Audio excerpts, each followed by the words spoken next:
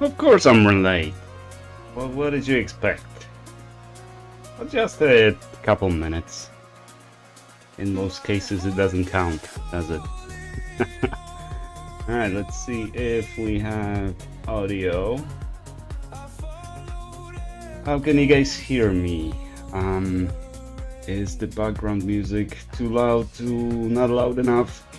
Annoying, good, not good, awful? I'm using the actual microphone, so I don't have to swap batteries and that kind of stuff, so that should be better.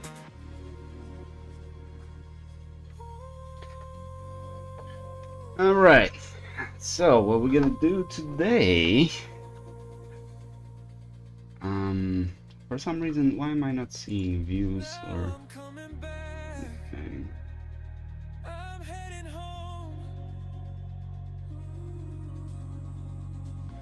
The music is on the loud side.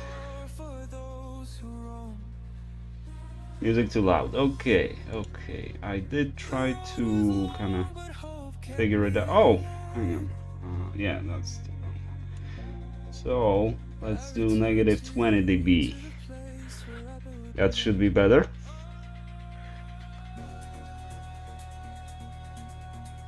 And let's wait for some feedback.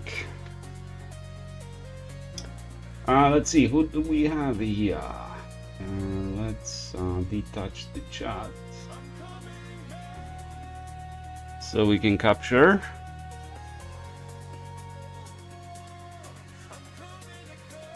And let's switch to stream and we take that. And we gotta paste another link. Where is that?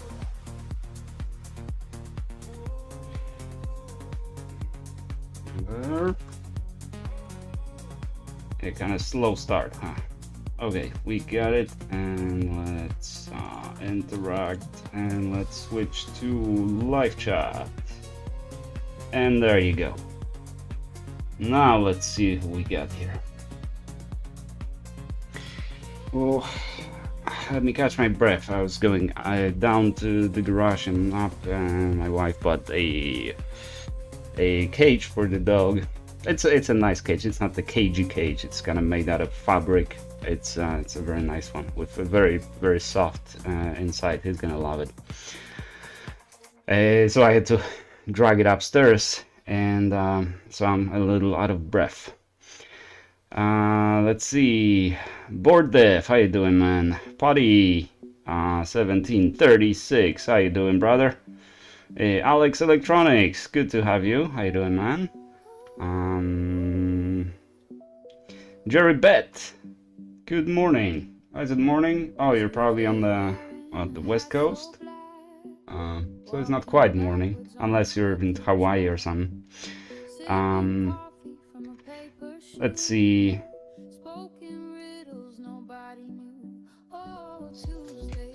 Paco Gonzalez, yo, how you doing, man? Hopper, how you doing, brother?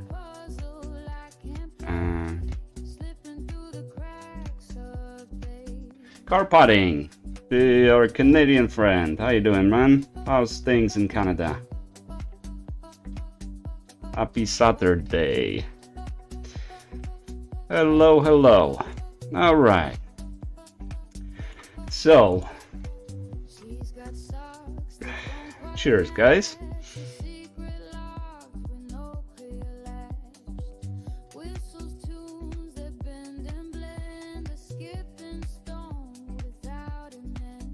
Now,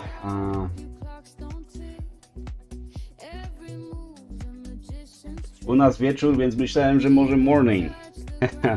Okay, it's yes, it's evening in Poland. What is it, like 8 past 8 o'clock? Yeah.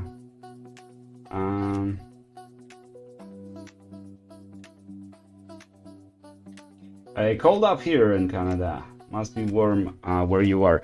Actually, so the last few days were pretty warm. Actually, like in the 70s, upper 60s, low 70s. So yeah, it was pretty warm. But now it's rainy. It's still pretty warm, but it is rainy, and it's gonna get cold in a couple of days now. So we're back to like 20s, 30s. So it's gonna be cold again. It's just few. Usually it's the February that's the coldest month up here. But you can never tell. Last winter was really cold, so I'm hoping this winter is gonna be pretty good. Negative 18 degrees Celsius here. Drinking hot chai latte here. Chai tea latte. Nice. No beer, it's too cold. Well, back in the day when I used to live in Poland, we had different drinks than beer to keep us warm. But that was my good old days of being young and handsome and having hair. Yeah, my liver wouldn't be able to accept that anymore. JFix, how you doing, man? Good to have you. All right. What do we have? Okay. Jerry Bet, he bought an AC. Well, it's not Archie. It's ACHI Pro SC.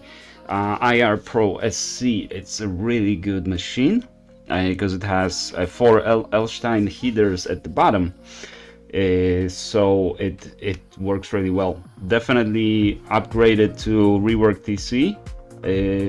Put the Rework TC instead of the Rex, and get yourself Rework Pro, and you'll be amazed how well it works.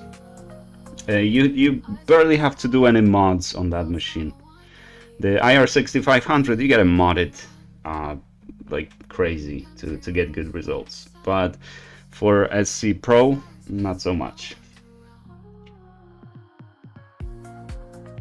Yes, the profiles are free. You don't have to buy profiles, so you only buy software and you get access to the community. There's no monthly extortion fee, there's no subscriptions or anything like that. You just do one-time purchase for version 1.1, and all the profiles that are in the community, they are created and shared by the community, completely free. You can upload whatever profiles you want. There's no moderation or anything like that. Yeah, it works really well. With SC Pro, definitely you're gonna be happy. All right, now, so what we're gonna do today is hack some batteries. So what I have over here is a Surface Pro 4 battery.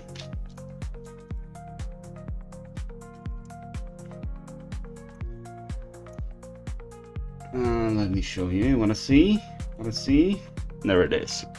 It's on BQ. What was it? 4250. 40250. Right, so relatively standard fuel gauge IC. That's what we refer to as a fuel gauge IC. I know some people, when I was exchanging emails and stuff, some people were getting confused about what the heck is a fuel gauge? Are you confusing this project with some automotive repairers or something like that? But essentially, in terms of smart batteries, I kind of went into that subject in last video or a couple videos ago regarding this particular subject. The instead of distributing cells as a battery, you distribute a kind of self-contained power source, and that power source needs to have a fuel gauge. Fuel gauge is this chip, right? It's essentially a chip that controls charging, discharging, health of the battery. It keeps track of the cycles, and if there's anything wrong with the battery, it'll lock up, right, and not allow the battery to work. For that reason, we need a software that first of all can confirm that the battery is locked. Second, it can unlock the battery.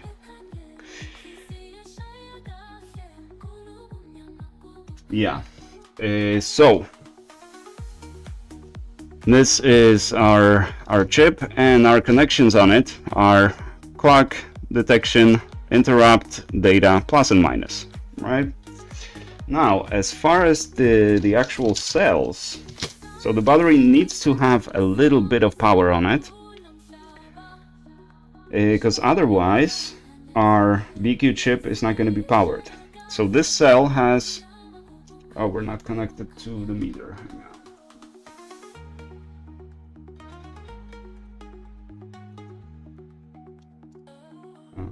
Hang on. Possibly my meter is just not connected.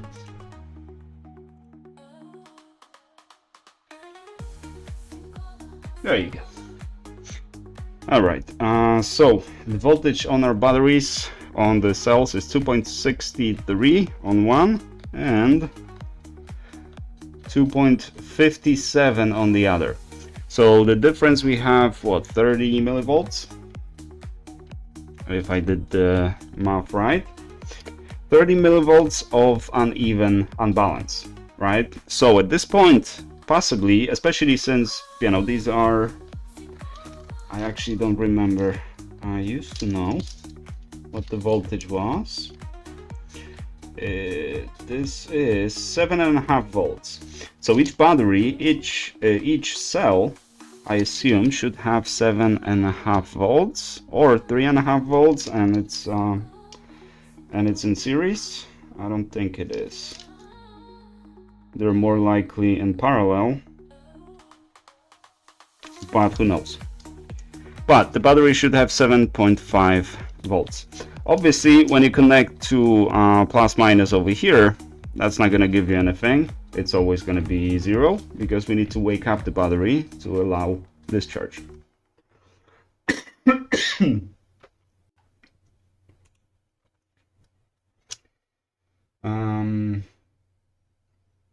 Where are those where are those free profiles? Okay. Hi Bobby, how you doing, man?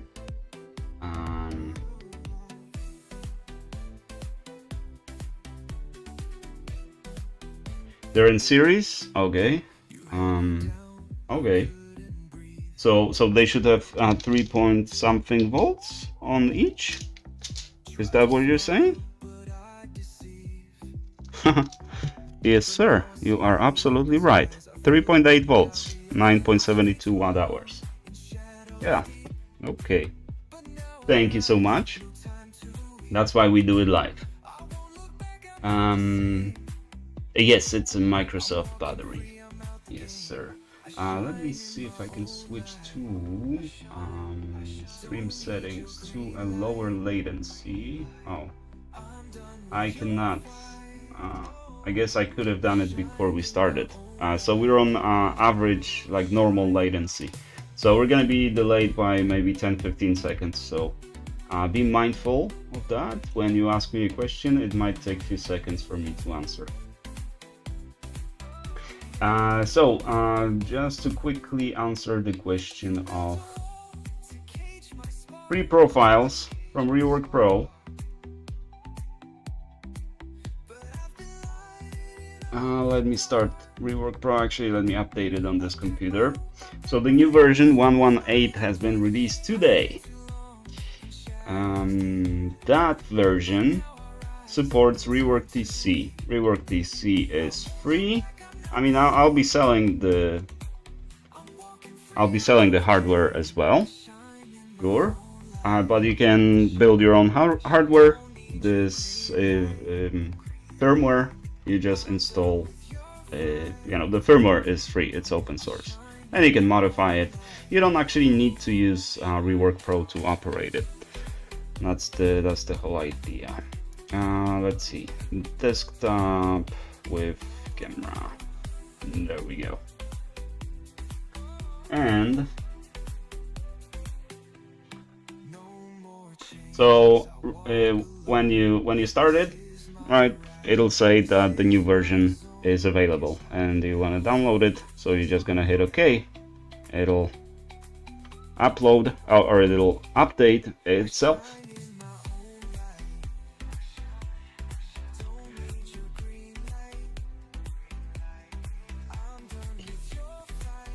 It'll ask you if you want to enable Rework TC support. So if you have it, hit yes. If you don't have it, hit no. And you go to community, you hit connect.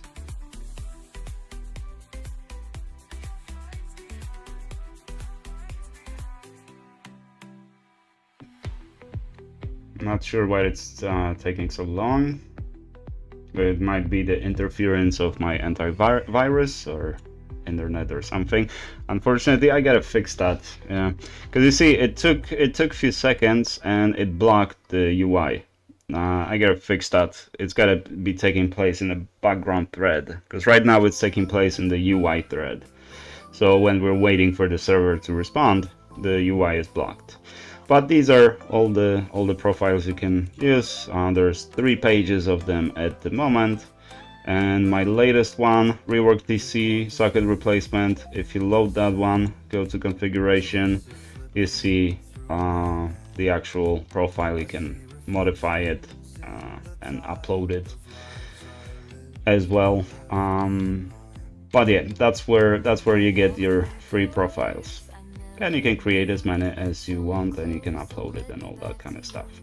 So that's where you get free profiles. And there you go. All right.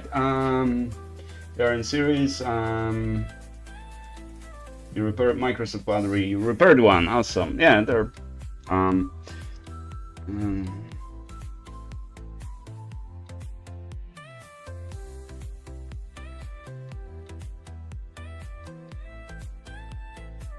So let's see, Jerry has an NLBA, but struggling with the license, not happy with the license. Yes, we are working on essentially the same kind of device, but I don't know how far are we gonna get it. So the main selling point of NLBA is to unlock the battery, locked battery. The analyzer that we're building, it'll have all the capabilities that NLBA has as far as diagnosing the battery, confirming that it is locked, checking exactly what is wrong with it, and all that kind of stuff. Perhaps even to dump the EEPROM or flash or whatever it has. And some, I know we're going to be able to unlock some batteries, but I'm not sure how many and how well that functionality will work. So at the moment, what we want to achieve is to just essentially connect to the battery, read the specs and everything, and have the application that will give you all that information. That's the goal at the moment. But yes, essentially what we want to create is the exact same software. Well, by exact same I mean the exact same capabilities that NLBA 1 has. So yeah, and whether it's going to be open source, whether it's going to be free, whether it's going to be paid, there's no concrete decisions yet, because we don't count our chickens before they hatch. So at the moment we don't really have anything. Once we do have something, then based on what we have, we're gonna make those decisions. The development of the project is kind of open. You guys can see how it's being developed, how it works, and all that kind of stuff. So even if it's not open source, there's enough transparency in the project for basically to hopefully earn your trust, that instead of paying NLBA, you can pay us. As far as people behind the project, well, at the moment I'm leading the project. We have quite a handful of people either providing information, doing testing, doing a creative, like directing, essentially the creative direction, all that kind of stuff. So yeah, Tony is involved in the project to a certain extent.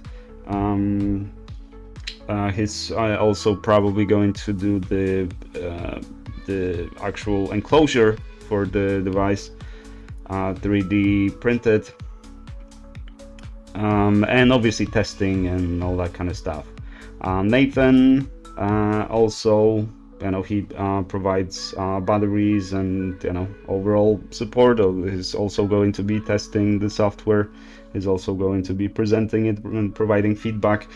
So it's not a big robust team just yet. Obviously none of us are treating this project as a full-time endeavor. That's why it's going a little bit slow, but as I told you guys, as soon as I release version 1.18 of Rework Pro, my full attention goes to this project. So yeah, that's where we stand at the moment.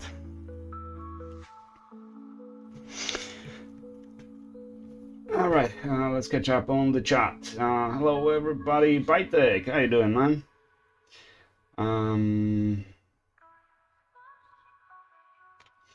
Let's see, Hector, on mine, first access was not default, but full access was default. I unlocked it with full access and relocked with default password. Yeah, so that is also one of the reasons why we are working on this project. The replacement batteries coming from China, sometimes they work, sometimes they don't, and the quality of cells is questionable. So the overall quality of the device is questionable, and the default password is changed. So once the Chinese replacement battery dies, we cannot unlock it. Grzegorz, how you doing, man? All right, we are caught up with chat. So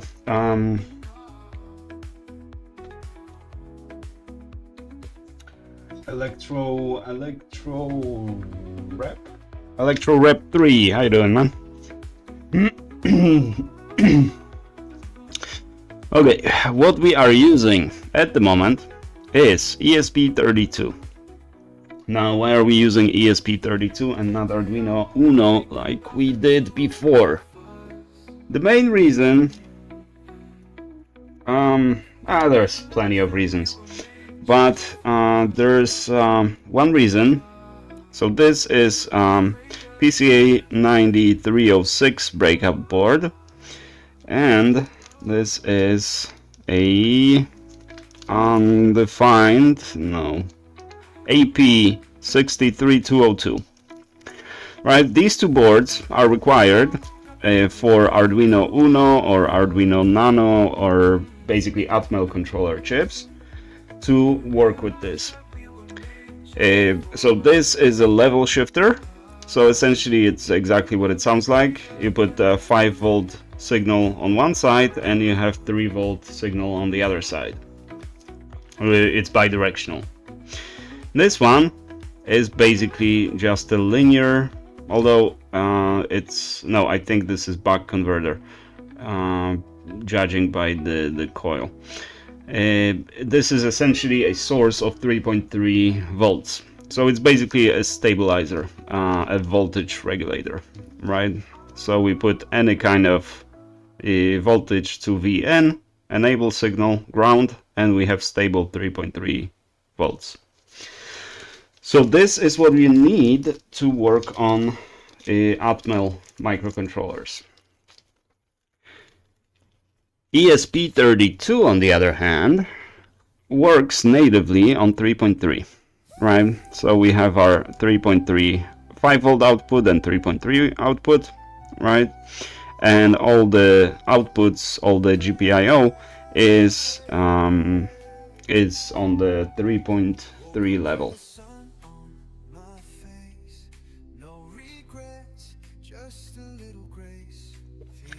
Board dev, how is the job market lately? You still searching? Searching for what, man? Are you talking about jobs? They don't exist anymore. No, I've been replaced by AI, and now I have to do software by myself because no one wants to pay me to write software because AI does it better than I do, apparently. I'm still waiting for that bubble to burst, and then we'll see. But in one regard, I have this a friend that I did a project for, I don't know, maybe a year and a half ago. Relatively simple project, but you know, someone had to do it, right? And he does a little bit of Python, but he you know, he's not a software engineer, he's not a developer, he's a mechanic, right? A pretty high level mechanic as well. So I think I got like $1,000 for that project, right? It took me about a week, right?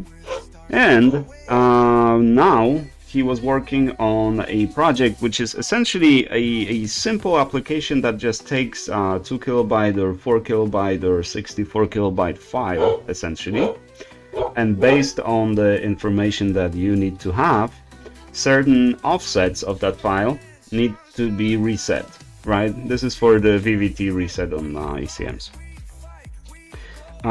So very simple, right? You just read the file, and based on, you know, you just need to switch, you know, whatever numbers are at certain address to zeros or FFs. And for that, he didn't need me, right? He wrote the whole application using Cursor AI, right? So for simple applications like that, yes, the AI definitely replaces me and any developer. But as I said many years ago, when I said that AI will never replace my job, is that, you know, this is just part of the job, right? And just like in this case, right, I still use chatbot to, you know, write me or I outline the class and stuff like that, and I say just implement it. It will implement it. It will not work. I will have to do some adjustments and stuff. And basically I do more of a creative directing of the project rather than coding myself, but I do have to design an architecture. I have to declare, you know, specs for it, and the more context AI, or in this case large language model, the more context it has, the more unreliable it gets. So all those hallucinations and all that kind of stuff.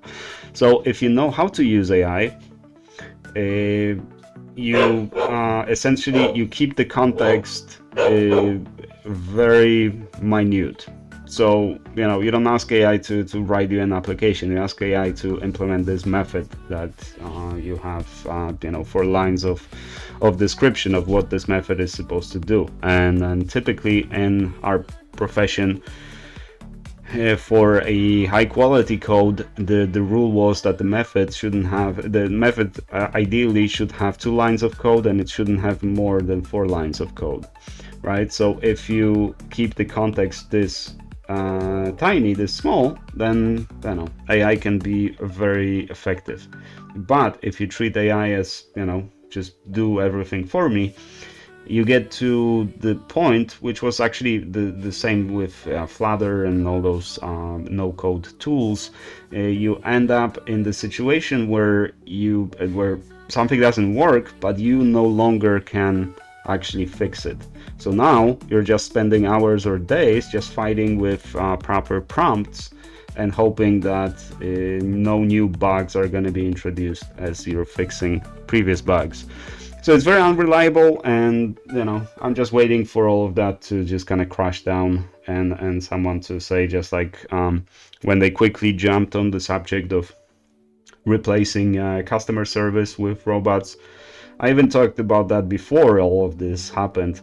It just didn't work, because me as a consumer, I don't want to talk to the machine. I want to talk to someone on the other side, right? And if they only have machines, then I'll find another company that provides the same service, right? So they are backtracking now. Technically, from what I hear, it's not like they're eating their humble pie. It still worked out really well for them. So they fired a whole bunch of people, replaced them with chatbots, and now they're rehiring those people, but they're rehiring them at lower salaries and no benefits, or basically giving them back not the job that they lost, but the slightly worse job. So at the end of the day, it worked out well for them, I assume. All right, what beer are you drinking? I have Tuborg, green beer.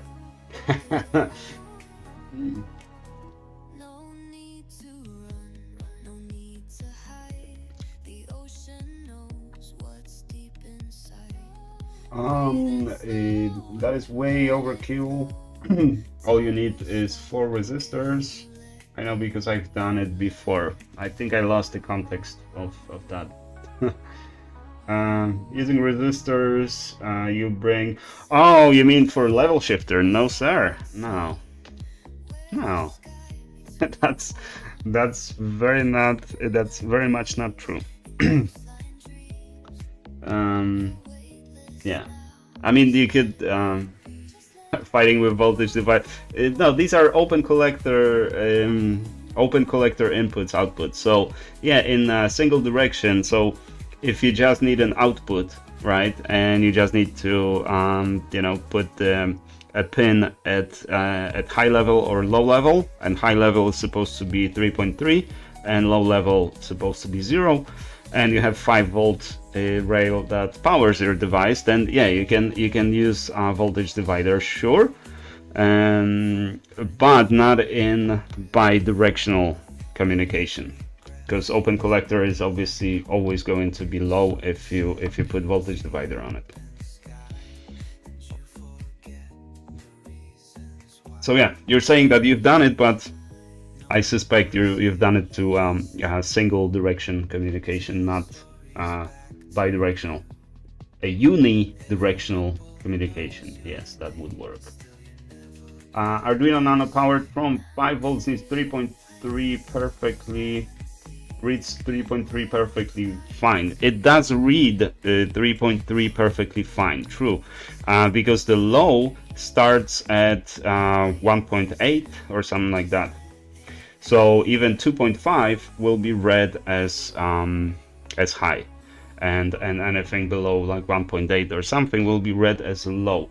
That is true, but again, we are not reading, we are writing and reading. So if you write to the BQ chip using 5 volts instead of 3.3, whatever the chip is writing to you, you will read, but whatever you're writing to the chip is not going to read. And on this data sheet, it says that the maximum allowed voltage is 3.6. So is it going to break? Is it going to lock up? In either case, it's not going to work. So that's why you need that level shifter. But all that is mitigated by ESP32.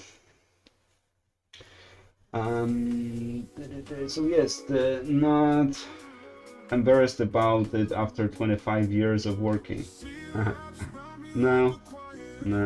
I heavily use AI. It cuts the dev times in 10, maybe more. Experience help with prompts. Also helps with integrating infrastructure. Yeah, we're gonna do some code today as well, so I'll just show you. Yeah, we're not actually going to be coding. We're just going to be asking a chatbot to write something, and we're going to leave it as that. So yeah, happy late New Year! Happy late New Year to you, official Alex86. How you doing, man? It's been a while.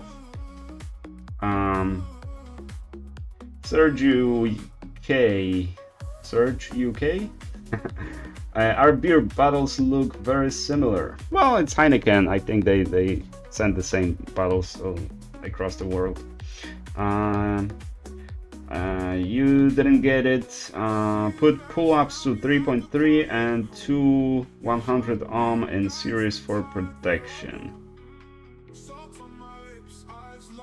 Yes, I know. I2C is open collector. Well, as I said, you know, the reason it worked for you is perhaps because the other device you were using was more forgiving than VQ chips are. If the data sheet says you know, 3.6 volts as a maximum voltage, then I would prefer not to exceed that. And also, when you do voltage dividers, there's a constant power current draw on these, right? So it's a very inefficient way of doing that as well. So I'm not sure. It also probably will impact how long your wires you will be able to have and all that kind of stuff. So yeah, I would just, yeah, the best way in my view is to just use the level shifter. It's a cheap device and it works great. It's you know, you can get the breakout board or just build it yourself.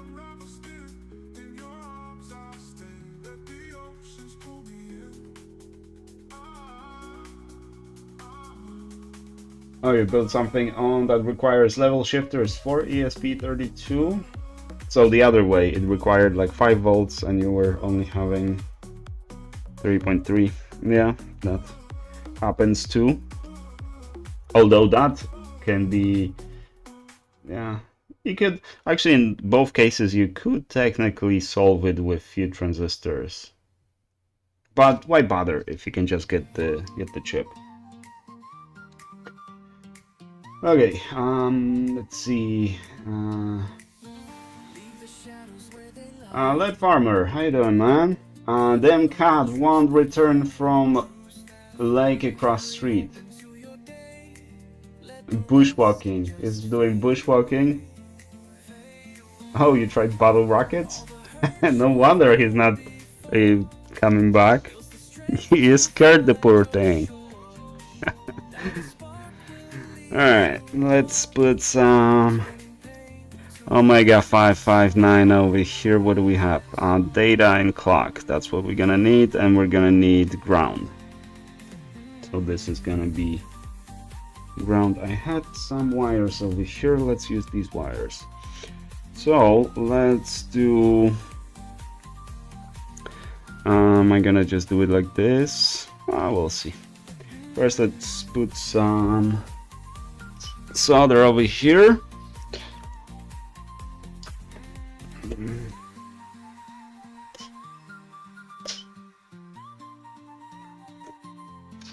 Oh, there you go. Yeah, for some reason my soldering iron started acting up. No worries though. I have a new one in the box. It's been there for a while now. So I'm kind of waiting for this one to break.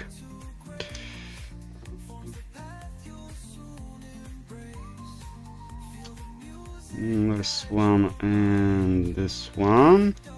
And we want negative over here. So that's going to be our ground. The flux is Omega 559 dash. This one's dash 3. I'm still working on a dash 4. And by working I mean I'm waiting for the stuff to be delivered. Also, the Mark 6675 boards that I ordered were delivered yesterday. And why am I not happy with that? Well, because they were delivered, but not to me. I made a bridge. There. So, it was 5 boards. They're not super cheap. and they were coming from Canada by a Chinese seller, right? And yeah, it says the delivered, you know, handed over to the customer or something like that. You know, I didn't receive anything. Is there a picture or something? See, when you get stuff from AliExpress, they send you a picture, right? And sometimes I see on the picture that they left it at the front desk or office, whatever, right? Sometimes I see they left it at the door. Sometimes I see they left it at different door. So I'll just find that door and I'll pick it up, or I just knock on the door or whatever. But in this case, that was through eBay. No, they just said, yeah, delivered and go away. So I'm not sure what to do with that. Also, the remember that PS5 that I broke, and I ordered the replacement. They received the replacement, and the replacement does not turn on. It's dead, completely dead.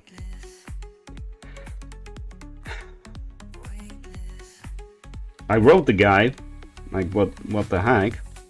I was, you know, from Florida, so I may need to unleash Lead Farmer to go to the guy and figure it out.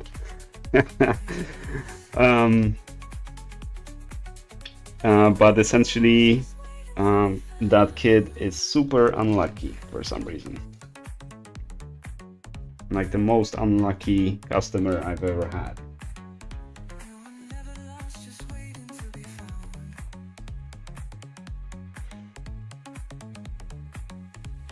Okay, I'm gonna use this for ground.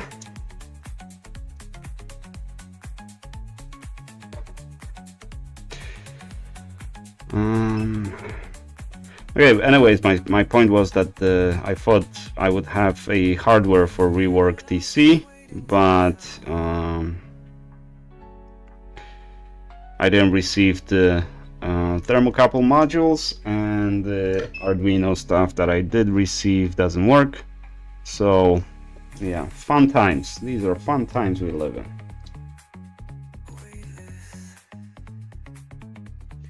Okay, so this is going to be ground, and so this is clock. So white is clock, and I did marking over here. Which one's clock? Yellow is the clock. Yellow is the clock, and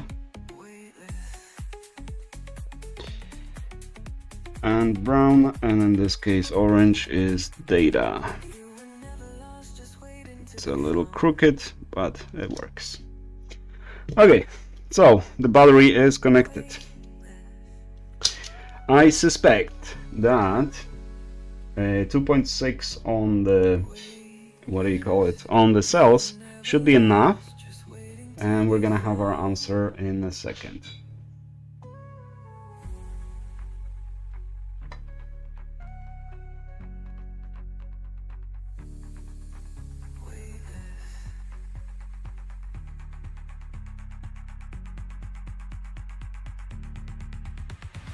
What do we have here? No voltage divider at all. I gave up explaining it over text. Yeah, I'm sorry, man. Yeah, it sucks trying to explain stuff like that over the short messages. I know. I remember last time I was on the Nathan stream. That's why I tried to relay it over a chat, but you know, plus the delay and stuff like that, it wasn't worth it. So yeah, we had to get the call going. The breaker boards I used for level shifting was using transistors instead. Yes, you can do level shifting with transistors. You can do level shifting with operational amplifiers, which internally also are transistors, right? So essentially with transistor you can do anything.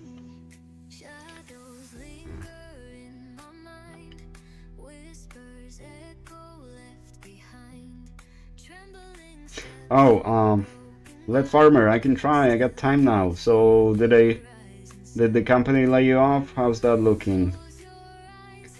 Are you on unemployment or still severance or both?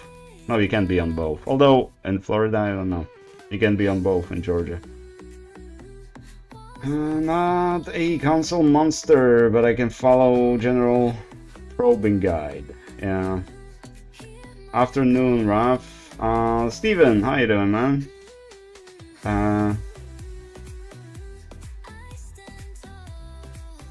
Beer thirsty there, I see. Yes, sir. Yes, sir. This was one of those days that while drinking your morning coffee, you know it's gonna be beer early today. I read it on the mug somewhere. Or on a napkin. Alright, so since the battery is connected, let's try connecting to it. So what we want to do over here. So I completely changed the hang on, 5 is data. Yes, and 4 is clock. Okay, just to make sure. So I had a I already talked about it. I had a change of heart as far as the communication protocol. So initially I already removed the whole host machine. As you can see, everything is clean over here. I'm not sure if we're gonna use that file anyways, but we'll see. For now, we're just don't care about that. So what I want to do is I want to initiate a regular serial communication and read the where is it? Read the commands as ASCII text. The reason for that, here we have the process command, right? So we just, as soon as the command is received, we trim it. So we're using strings, right? Because this is ESP32. Now, typically when I design any code for the microcontroller, I avoid using string. It saves you so much time, sure, like you can just trim it, you can compare it like this, and it works because it has the operator overload. You can, you can stitch it, find in it, see if it starts with or ends with, or all kinds of stuff. It saves you a lot of time coding, but it's very memory heavy. So the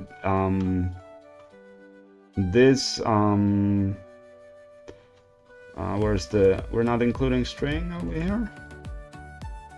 Oh, maybe it's auto, or maybe it's in Arduino, I don't know.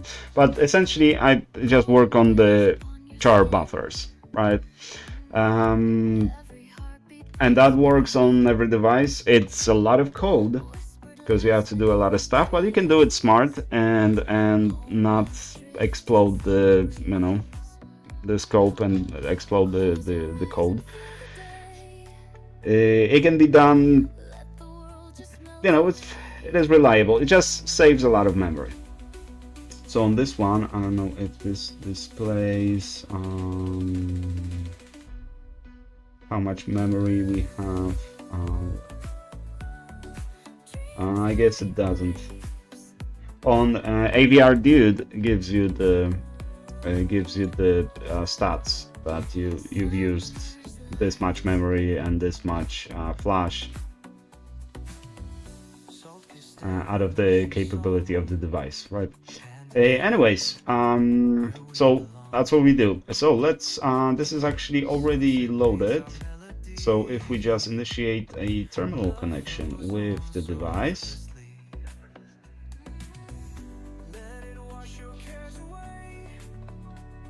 there you go. And if we just send scan, and we found one device at 3C. So the battery is detected. Yes, because hang on, at 3C, hang on, no, at 3C we have a display, I think. Yeah, the display is on 3C. Okay, so but that shouldn't be, because we're we're scanning only onto 27. So let's add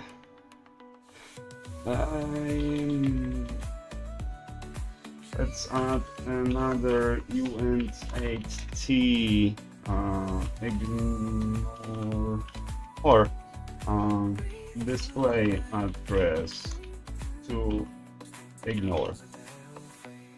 So that was 0x3c, right? Yeah, command OLED too. Right, and it immediately will. Right, so if the address is ignored to display, yeah. So if we upload this, it shouldn't find the address anymore.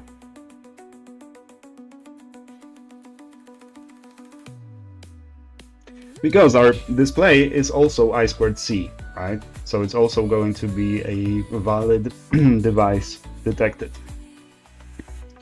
Now let's get the oscilloscope and see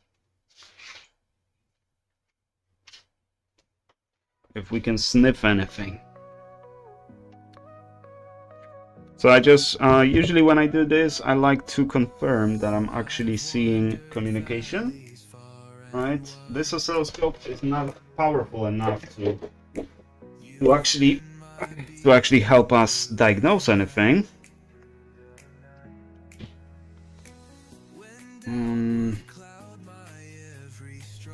But it'll show us the clock, it'll show us the signal, all of that. Better than nothing. Oh, we couldn't upload it because I hate this. Because once you design your code like this and you see that we continuously reading the serial,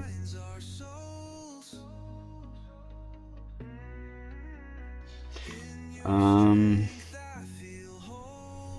that is a different problem. Is it because we are... It's probably because we are running task which is... Yeah, let's just finish all these tasks. Let's compile and let's confirm that we have our COM7 device connected. It is. Right. So this is CP210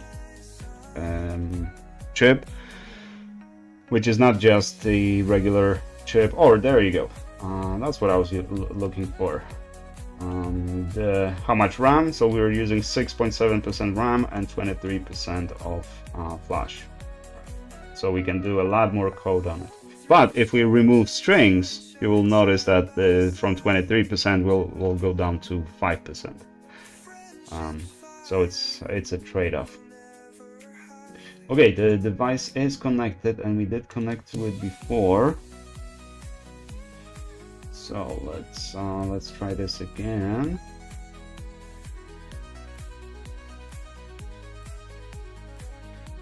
And I may need to just click the... No, it says COM7 doesn't exist.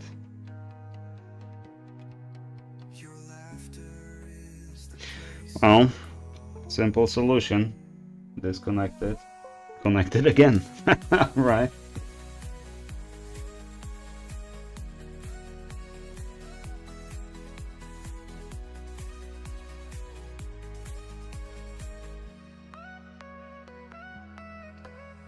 Come on, little device. There you go. And we need to reset it and just right. There you go.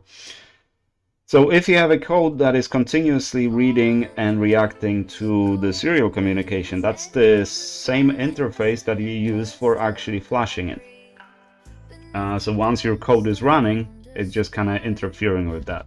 So you have to reset it at the specific time.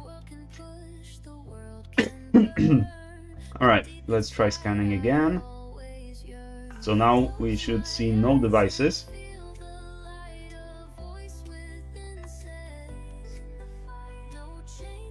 Yeah, no devices because the other device was the was the screen. So now let's see what the scope tells us.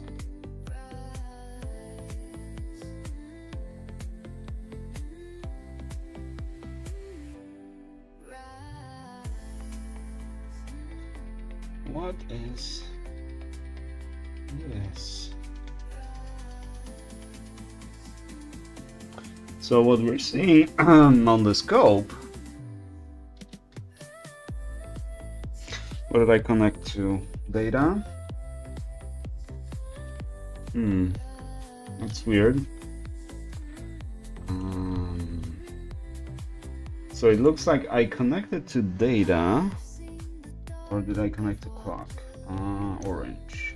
I connected to clock.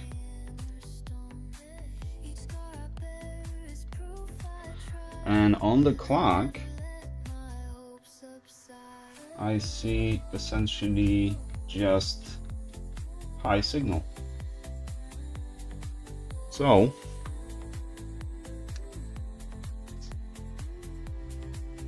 that's not right. No, I know I'm on the right I squared C. Let's see the LED, the OLED. Let's see what do we have here.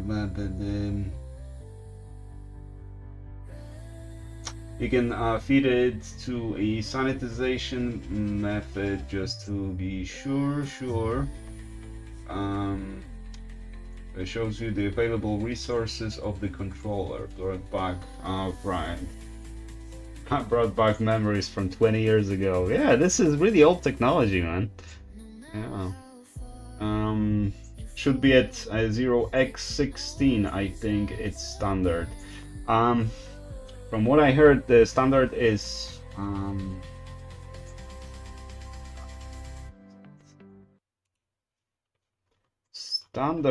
usually the batteries are found at the address of 0B. That's usually the case. But yeah, it could be at any. That's why we're scanning all possible addresses.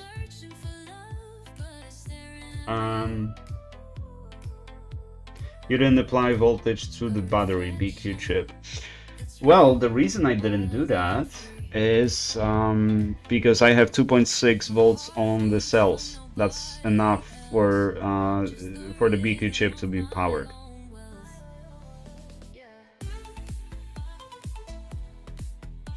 I started with basic as a child. Yeah, so did I.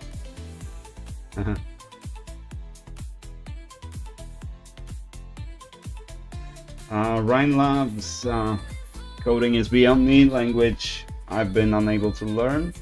Just a matter of getting interested, getting excited about it.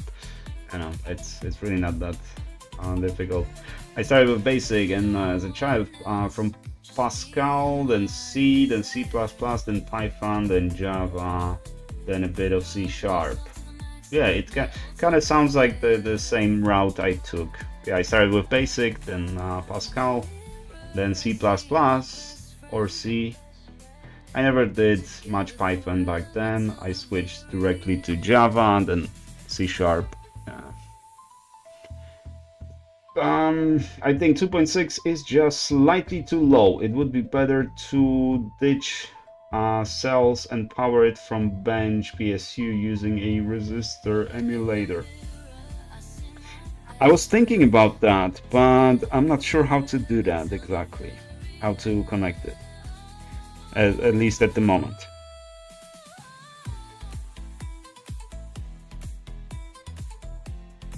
But what I can do is I can just recharge the cells directly. That's not a problem.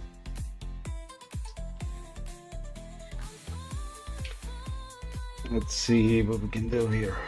So that's here. This.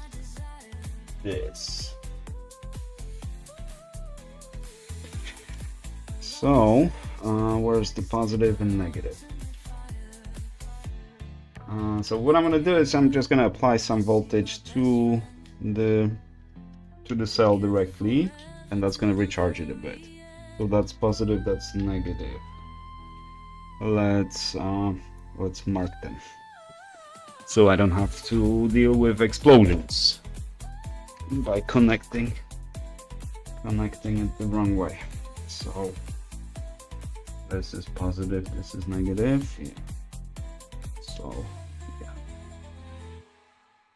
positive here, negative here, and on this one is the other way around. So this is positive, this is negative.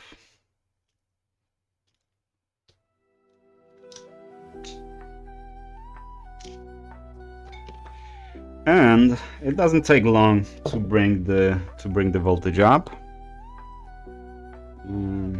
So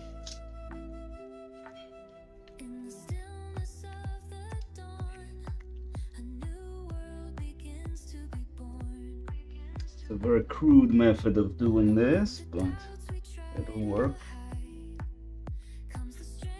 And it was 2.6, right? I'm gonna inject 5 volts, 4 amps, probably not needed 4 amps. Let's drop it to 1 amp. And we're pulling full amp, 3.2 watts.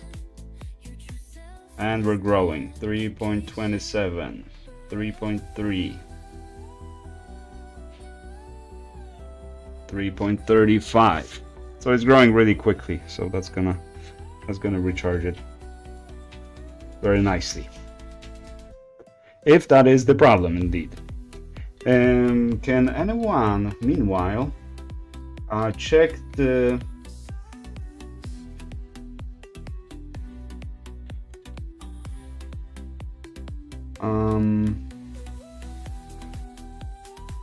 check the pinout for BQ 40270?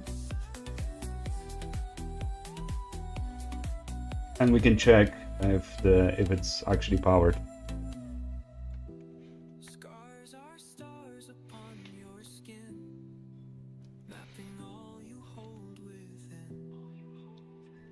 Okay, so that's our voltage on the cell. So we're at 3.4 and it's growing slowly.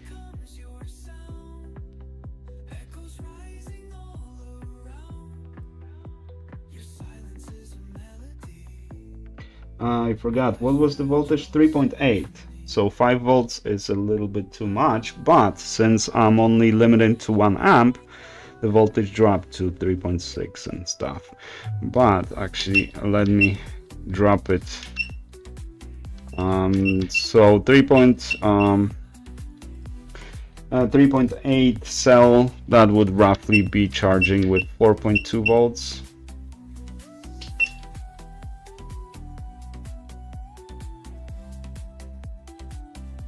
So that will be safer. And we got 3.45 and going up. It's just gonna be a minute.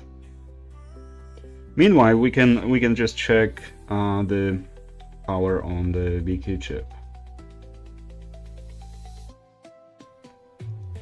But I was thinking 2.6 volts on the cell. You know, that should be perfectly enough, but maybe it is low.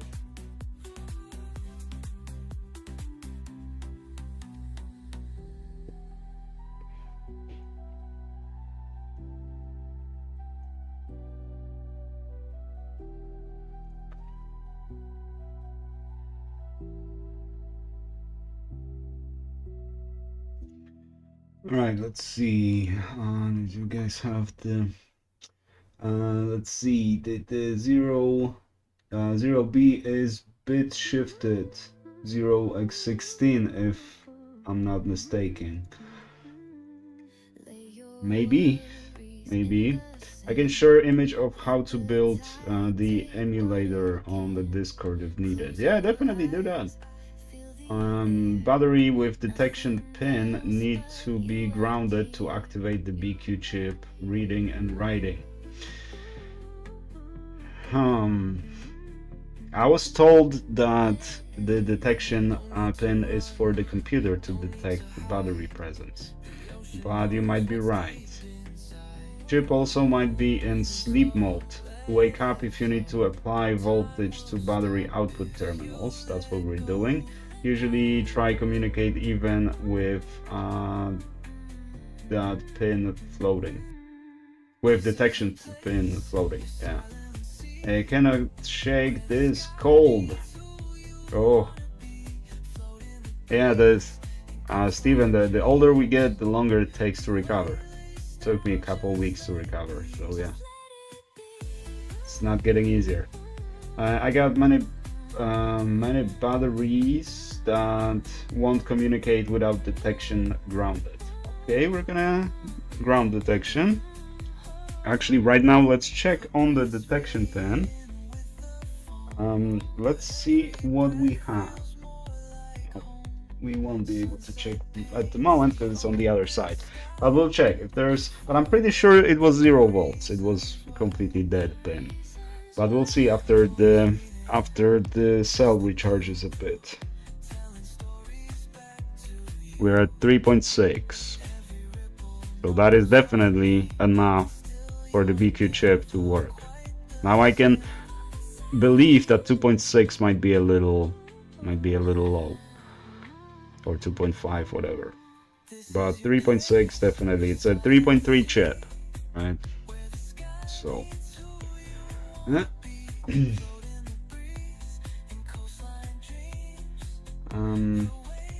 you might be, might be newer stuff. Don't often work with BQ4D series. Drink a V8, Brian Lab. There's Lead Farmer humor. Yeah, that's a corn syrup. Yeah, that's what works on it. The pure sugar.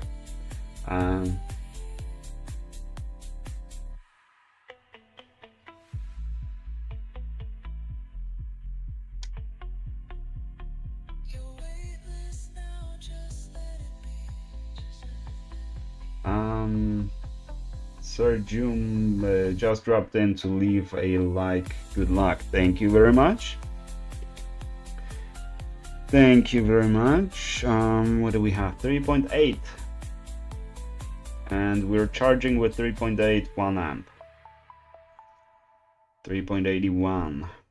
Okay. So now it's going to charging. We could push a little more current to it, but this is faulty cell, right? It bulged up.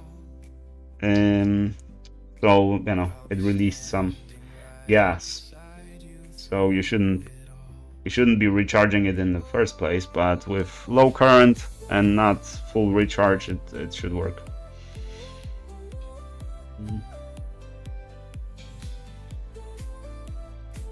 Let's see, why can't you apply 4.8 volts to the battery BMS chip?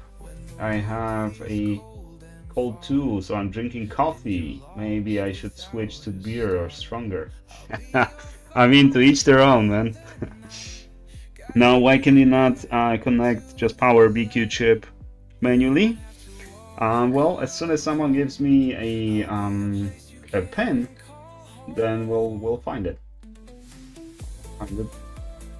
I think if the BQ chip has blow the fuse, it will not be powered from the cell. You need to apply power from the terminal, as an NLBA1 does. The power from the terminal. What do you mean by the power from the terminal? You mean the battery terminal, right?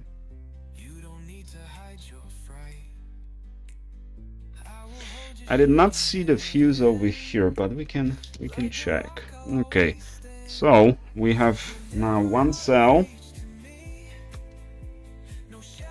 One cell is at 3.5, and it's slowly dropping. And the other cell is at 2.5. So let's recharge the other cell a little bit to bring it up to speed, because this is going to be very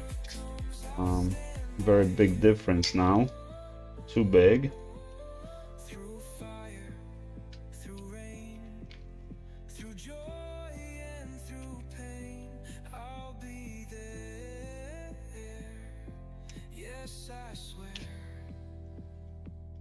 Nice.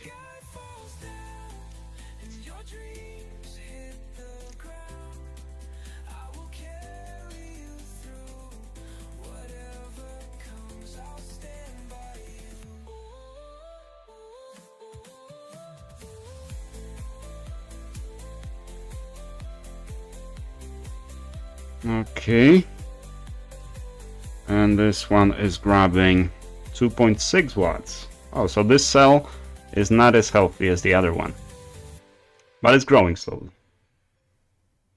3 watts.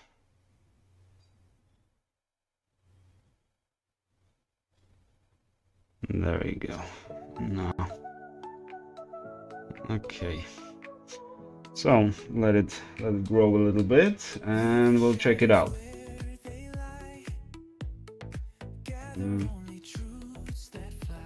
Let's see. Wake the chip. I think it's the BQ chip, right? Correction, 8.4 volts. Right, because the batteries are in series, right? Need to wake up? Try cold water. Well, it doesn't work for BQ chips. The ribbon cable. Well, I am connected to the ribbon cable. Oh yeah, battery connector. The fuse is good. I bet for it. Yeah. DIY repair hour. Patrick, how you doing, man? If the fuse is blown, you charge from the ribbon. Oh, you can't charge from the ribbon. Yeah, because that's the general idea. The fuse should just disconnect the battery cells from the output, but the BQ chip is still going to be powered, and the clock and data pins are still connected to the BQ chip. It just won't be able to recharge or discharge the cells. Oh, dual power supply, 3.7 volts. Yeah.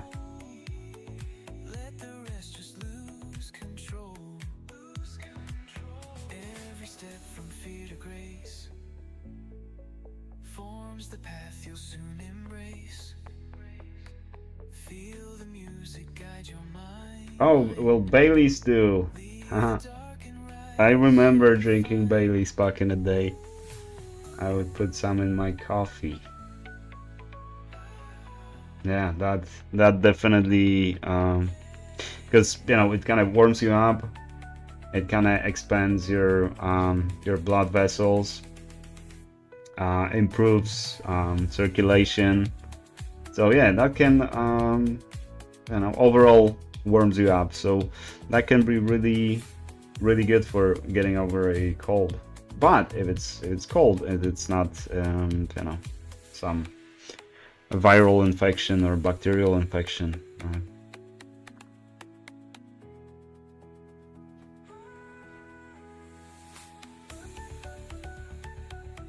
We are at 3.64, almost there.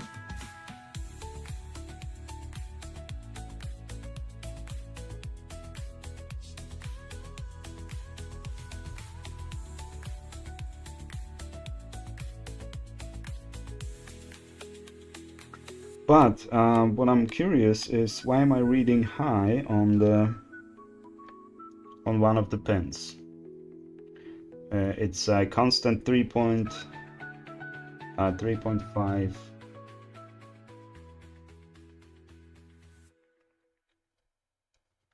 Meanwhile, since we're already connected, let's do another scan.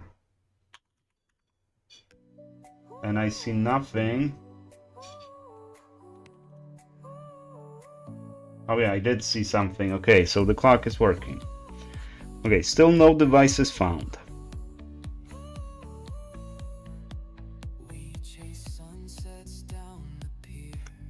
Okay, I think the cells are good enough now. So at least enough to power the chip, right?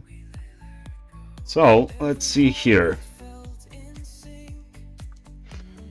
So this is our ground, or at least that's what we assumed, right? The detect pin is just kind of floating. So let's disconnect and let's bridge the detect pin to the ground, because we don't know, maybe that will work. I don't remember what I did with my solder. Did I put it back where it belongs? No, that's why I don't know where it is.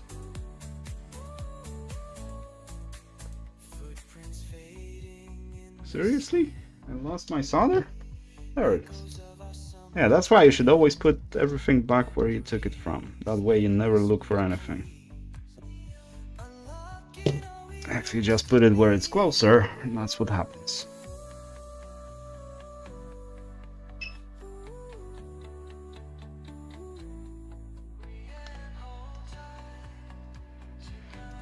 Okay. So, detect is shorted to ground.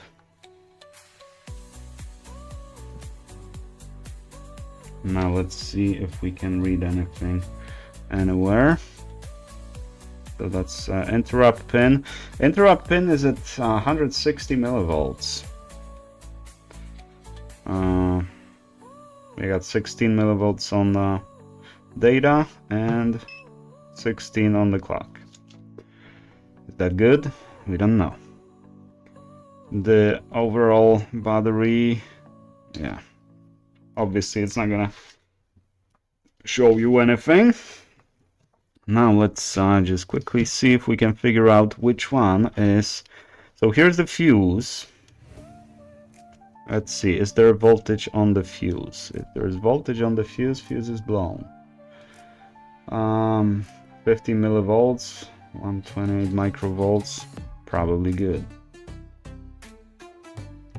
Let's compare with ground.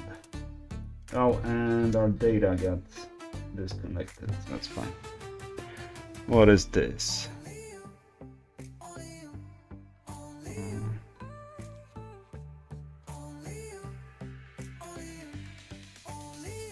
Yeah, nothing here. So on some cap we should see voltage that is being delivered to BQ chip. And it should be around 3 volts.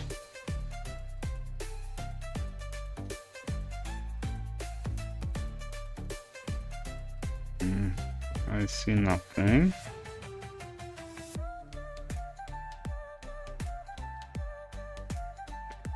Yeah, nothing. So there's a good chance our BQ chip is not being powered, or who knows.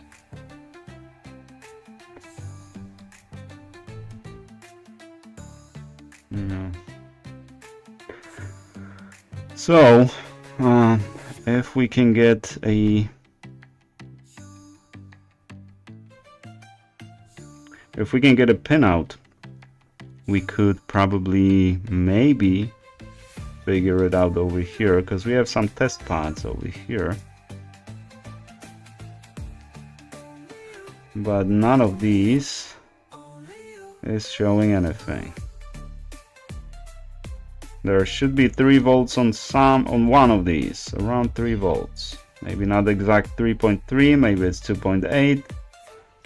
But there should be some voltage there, here somewhere, and we see nothing.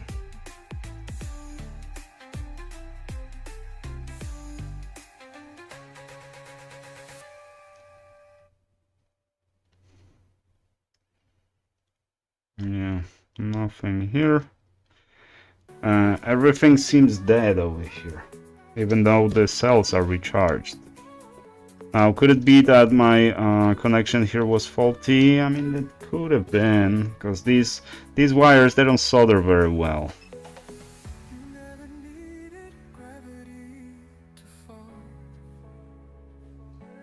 as you can see. But enough for the connection. Shouldn't be a problem.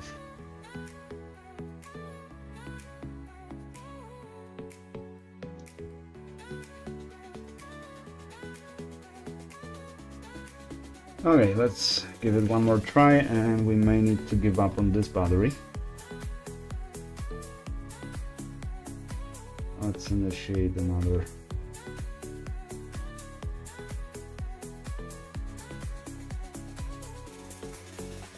Another communication here, and let's see. There. Let's scan. No devices found. Yeah. Since we don't have a pinout,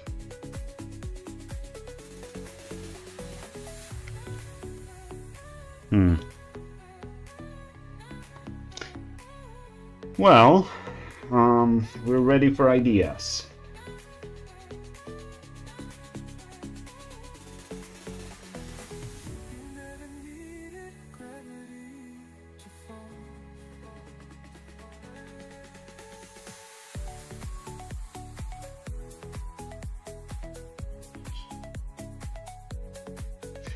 So, no battery, no communication. Scope out D and C lines.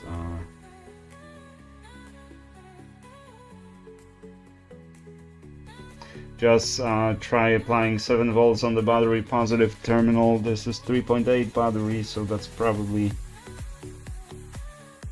not gonna be...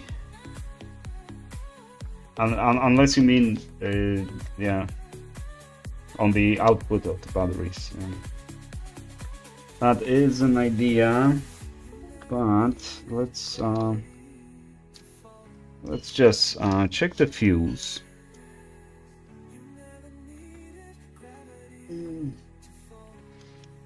Because that's a low-hanging fruit. Fuse is good. Fuse is okay.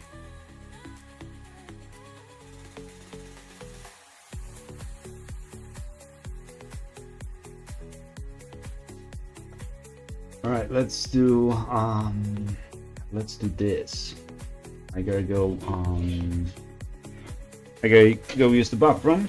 I'll be right back, and we have few more batteries that we can play around with, so let's do that.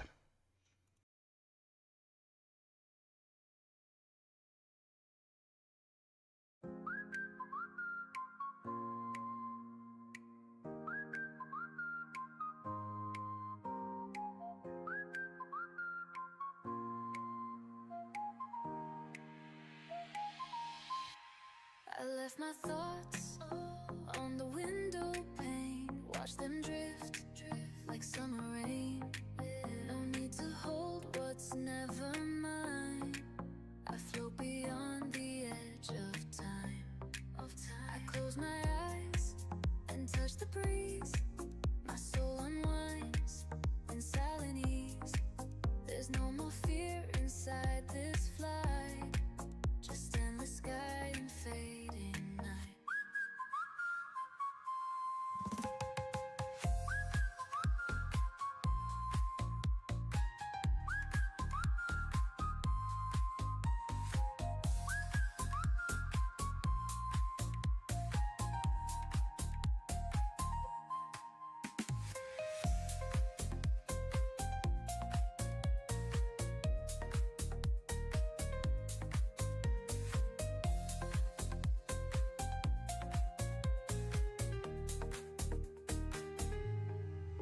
I left my thoughts on the window pane, watch them drift like summer rain. No need to hold what's never mine. I float beyond the edge of time. I close my eyes and touch the breeze. My soul unwinds in silent ease. There's no more fear inside this flight, just endless sky and fading night.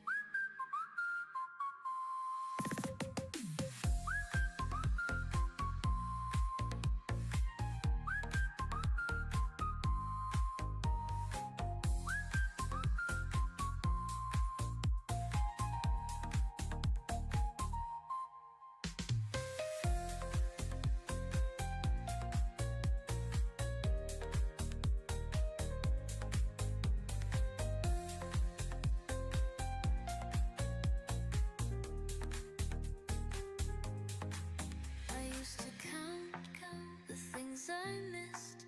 Now every second feels like bliss.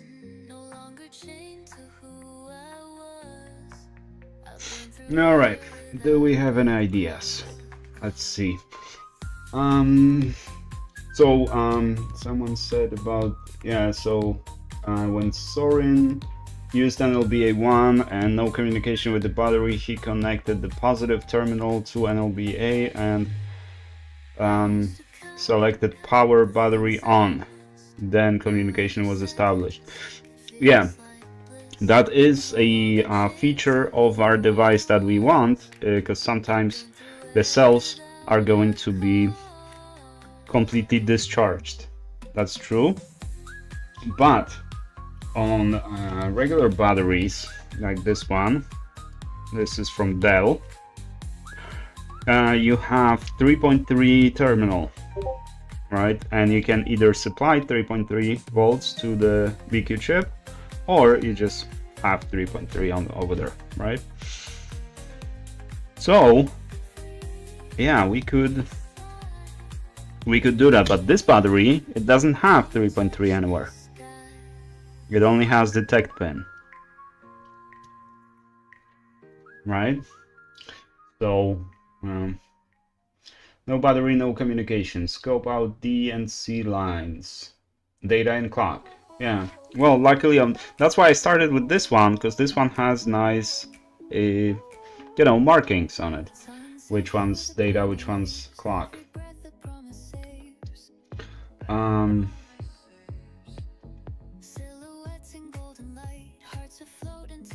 Yes, try charging the cells. Soaring job. Yeah. Yeah, it's a legitimate technique, especially when you do have the ability to reset the BQ chip. You just need to recharge the cells manually to bring them to the even charge, and then reset the chip, and it'll just recharge by itself. Pull up 4.7K SDA and clock. But pull up to what? To 3.3? The wires probably don't contain the copper. Yeah, they don't. Yeah, that's why those wires are crappy to resolder. Yeah, supply voltage to the battery connector like 7-8 volts after shorting. Well, let's try it. Let's see how much 7-8 volts to the battery. Let's do 7.6. Limited to 1 amp. But I don't think anything is going to flow to the battery, because until you enable the BQ chip, no current can flow. Yeah. Oh no. Oh mother. Huh. Okay, good call. Good call. We're charging the battery. 7.3 watts.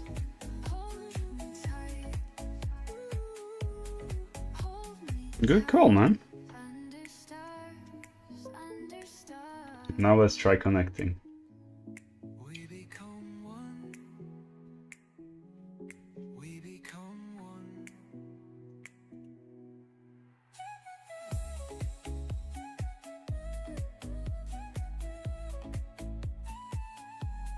So we learned something about these batteries. Looks like as soon as you connect charging voltage to the battery, it just starts charging. Now let's see the scan. Okay. Ha! There you go. All right. So that was all right. Who gets the credit? Hang on, I need to find out who gets the credit.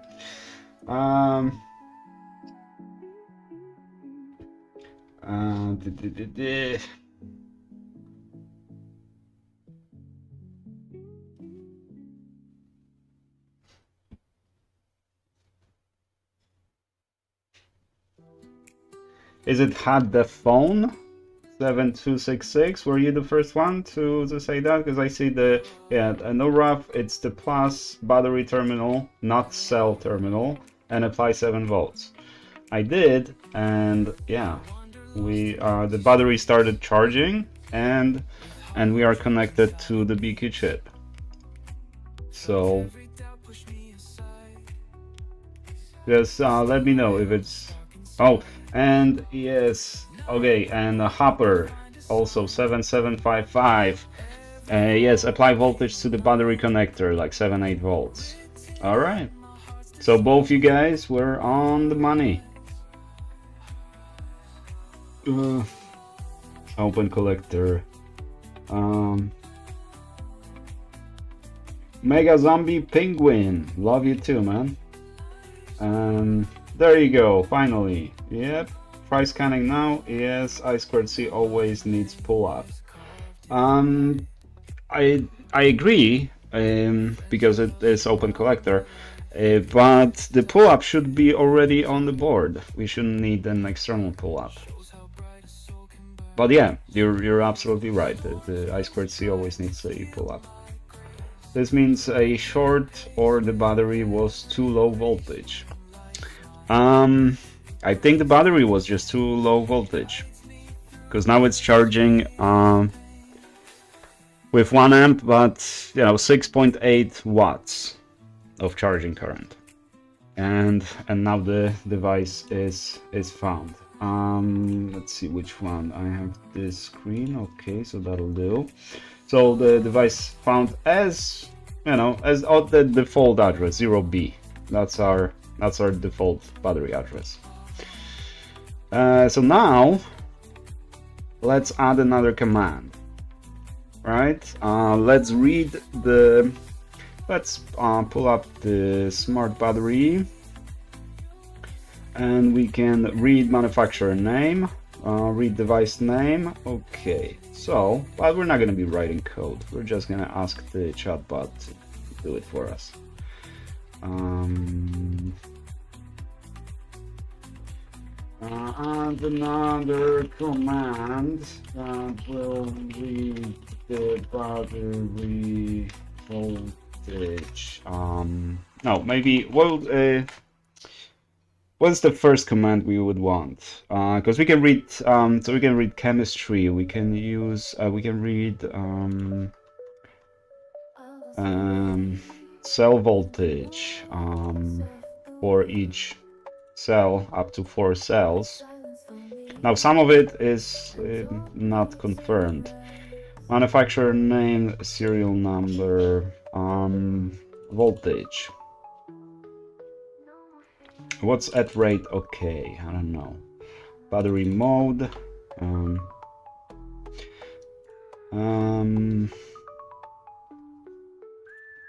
To read the battery voltage and the number of cells. Oh, and I didn't tell it which It's like a garage opener. I don't see it anywhere. Can you hand it to me really quick? Or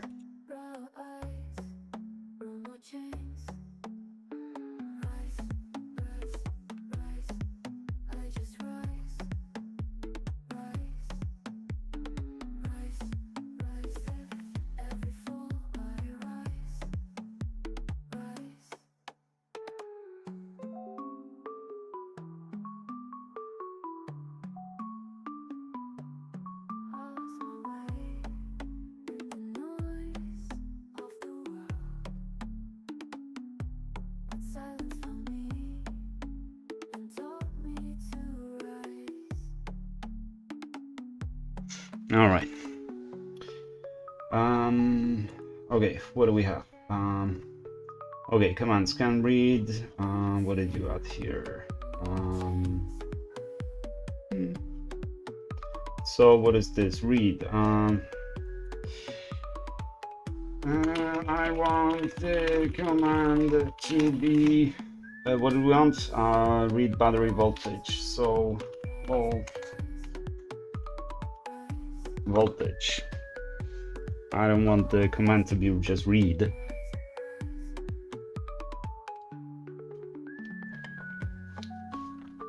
Scan and voltage. All right, let's keep that. But the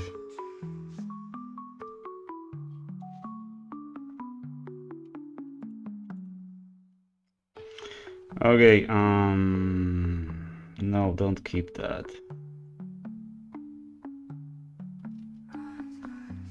Read voltage, okay. Instead of rewriting the functionality, use the smart battery class we already have. Yeah, sometimes that's what you gotta do when you write code like that. You gotta stay, because it will re-engineer everything every time and put it in the wrong places and like do a lot of crap that. But you already have an instance over here. Jesus Christ. Smart battery. And we reinstantiated it over here with battery address. Oh, okay, we reinstantiated because yeah, it shouldn't be injected via constructor. So okay, let it be. Let's see if it compiles. If it compiles, we'll keep it. So we just want to read the battery voltage essentially.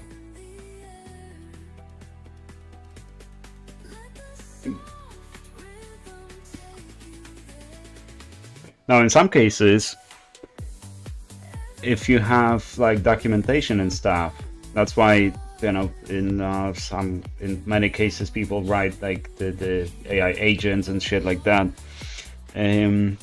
Because if you have especially proprietary documentation and stuff like that you want the bot to account for, right, instead of searching the web or anything like that, then you do want to provide that, and you get a lot better results when you actually provide a documentation and specifications and stuff like that.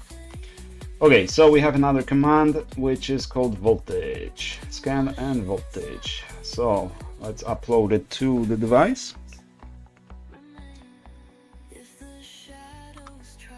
Let's get rid of the chatbot. Hash verified. What is this? Building in release mode. Come on. And is it gonna catch it? Nope. There you go.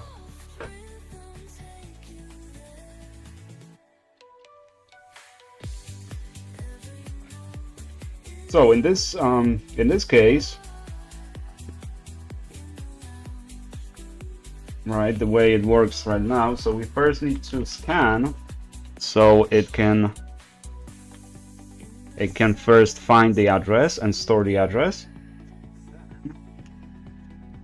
Voltage, and we got voltage 7.48, and we have cell count 2. All right, so we have communication with the battery. So now let's do something that typically you should never do.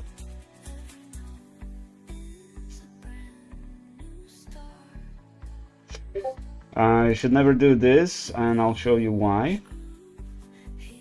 Well, we'll see, because actually I might show you why you can do this, and it does work sometimes. Hey babe, can I give you back that red one? I walked alone in shadows too long, but dawn found my soul and whispered, fly on, chains of yesterday. Okay, let's catch up on the chat first. First kind of now, blah blah blah, always pull up. This means a short on the battery. Yeah, I mean a short circuit on the device, not the battery, obviously. Yeah. The main thing is don't let the evil blue smoke out accidentally. Well, yes, it is kind of ballsy what I'm doing here now, for sure. because I have no means of you know, kind of mitigating a lithium battery on fire, right? So if it catches on fire, I'm in big trouble. But there's a fire extinguisher which is useless for this kind of fire, but there's a fire extinguisher right outside, so we should be fine. Okay, so now what we want to do very quickly. Okay, this works. Now I want a command full, which will retrieve all information supported by smart battery class. And that's it. So this will likely not work, but if it does work, then you're gonna learn some bad standards. Because what you should do in this case, so now we should stop, and we should, since we have the confirmation, we can read the battery voltage. We can, so if we can read the number of cells and all that, so if we can read that, that means that you know, we got the proof of concept. So now we should focus on the architecture, right? Not just have the bot just fulfill this request. But I'm kind of curious what it's gonna do. Cycle count, all that stuff. Okay, let's keep this. Let's upload it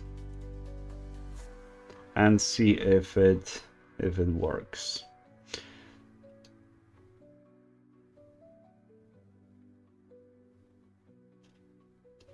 Battery status. Okay, so these are the so these are the bytes or the bits, right? From, because we read 8 bits, right? 1 byte from the status. And each bit means something. Initialized, just discharging, fully charged, fully discharged, all that kind of stuff.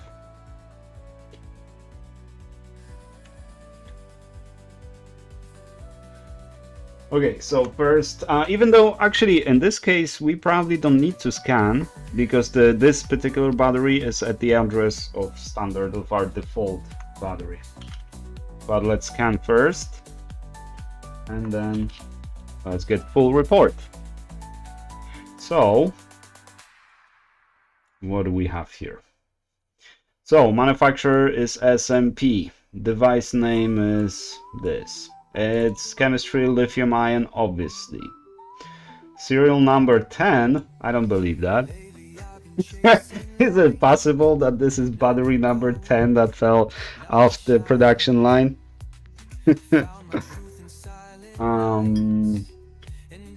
The current 433 milliamps, we're actually pushing 413, so we are off by, oh no, okay, 4, yeah, so that was a little, because the current keeps dropping now, so when we were reading, it's kind of matching, maybe 10 milliamps off. Average current, yeah, it checks out. Battery temperature 29 degrees, that checks out. 302 kelvins. State of charge 6%. Remaining capacity 217 milliamp hours. Okay, full charge capacity 4 amp hours, 4.2 amp hours, which matches. No, it doesn't match. So the full capacity should be at 5 amp hours. So we are reduced. So we should be able to read. Okay, cycle count 416, not bad. Yes, design capacity, that is the correct design capacity, and we have full charge at 4.2. So yeah, degraded. And battery status, we had overcharged alarm. That's interesting. What does it mean exactly? Overcharged the alarm. Does it mean the voltage on the cell is higher than supposed to be?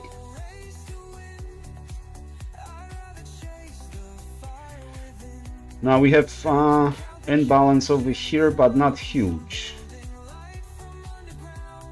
But there is imbalance, but I guess it's within the specs because it is charging. But why is it not saying that state is charging? We have state of charge, but we should have a state, right?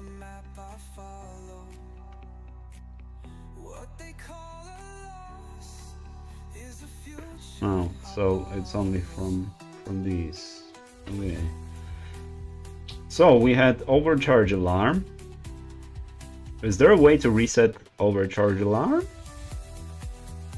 Is it like historical event that happened at some point, or something else?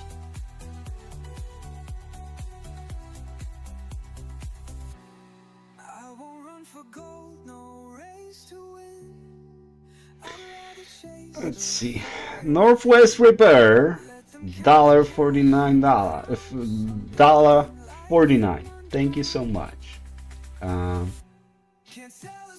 With a little cat emoji, or what is it? Okay, let me catch up on the. Always have the magic smoke. Right.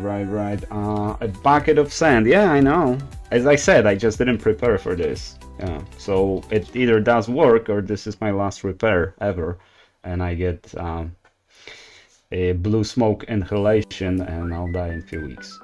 A bucket of sand. No bucket of sand. No bucket of sand, man. Actually, 2 buckets of sand. Yeah, you need to throw it in the bucket of sand and then just cover it with sand, right? But what I'm thinking, you know, I'm pretty close to the door, so if this started, exploding, started burning, I would just grab it, right? However, I could maybe grab the, pliers, just grab it and just run outside and just throw it out the window, and suddenly it's someone else's problem. Hi all, Surge 101, how you doing, man? Been a while. Technically, you just need the boxes enough as soon as you take the box outside immediately. Yeah, pretty much. Yes, battery status is bogus. There must be int flag sent, otherwise battery would no charge. Well, it is int. It is 1 byte, so 8-bit int, right? 256 combinations, 8 bits, and each bit supposedly means what we read over here, right? So we're running an AND, right? This is bitwise AND, right? This is not logical AND. This is bitwise AND. Logical AND would be this, right? So if so we're running from this. So well, this is from in hex, so it's a little less readable. I like to do it in 0B 0000001, right? So that's first one, right? 0B oops, 10, right? And so on, right? And you have all the bits. So the rightmost bit, then the next one, and so on.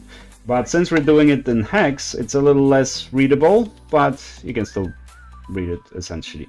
So we have 8 combinations over here. So each one of those 8 bits can be high or low. And it looks like only over temp, what was it? Overcharge alarm. So looks only like only our first bit, the least significant bit, is high, and the rest is zeros, right? which I don't know. Initialize probably means, you know, that it hasn't been used yet, right? That it's a new battery. I don't know. But yeah. Otherwise would not charge. The more you drink, the more you pee, the less you work.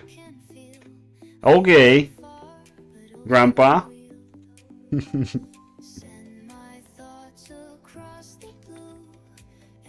We can find a good balance between work and drink and pee, right? Nothing to not too much of either. No, it is dynamic thing. Hopper, are you talking about the status bits? So it's not what I explained. Useless. He just says depends, right? Oh, right. Unless he just says depends. Yeah. Just eat the battery and puff the smoke out your mouth like a Looney Tunes character. Lemon Man. Yeah. Well, I wish. Yeah. We almost, Steven, we almost old enough to be back in diapers, right? No, not yet. We are back in the future, not back in the diapers yet. No, we still have a couple good decades left. Come on. Grab it with your hands, obviously. Yeah. I mean, yeah, I'm not sure what I would have done, but I know I wouldn't just, you know, stand here and look at the battery exploding, because the longer you wait, the worse it's gonna be. So if it just starts smoking and you see that it's getting hot and stuff, you know, that's when you grab it and you run it and you don't think about it. If you just wait to see what's gonna happen, once it's gonna start actually sparking and actually being on fire, then that would be difficult to do. So yeah, you gotta think fast when working with batteries, especially working with batteries like this, meaning in this fashion, with two cables recharging the battery. And oh, and by the way, so our detect pin is still pulled to ground, so I'm not sure if that is actually needed, but it looks like if you pull it to ground, it works as well. Maybe you don't have to. Gravity bullet batteries will burn in sand and underwater. Yes, but the idea is that you cover it with sand, so you're minimizing exposure, right? It's not yet. There's no way of putting out the battery, the lithium battery. It'll burn. It's self-oxidizing exothermic reaction. No int flag said. Read carefully. Oh, init flag. Read carefully. Thank you so much, Hopper. This text is pretty small. Can I make it bigger? There you go. Okay, now I'll be able to read what you guys are actually writing. Yes, init flag. Sometimes battery has to be powered in order to wake it up. Yes. Well, that's what you. I guess you missed the diagnosis period where, yeah, I tried recharging the cells because they were at 2.6 volts. After recharging to 3.6 or 3.8, it didn't make any difference. And then two of our viewers suggested to just apply the 7 or 8 volts to the output or just to the input. And that did the trick. That woke up the BQ chip, and now it's communicating and working. Also, alarms in BAT status are dynamic and not permanent.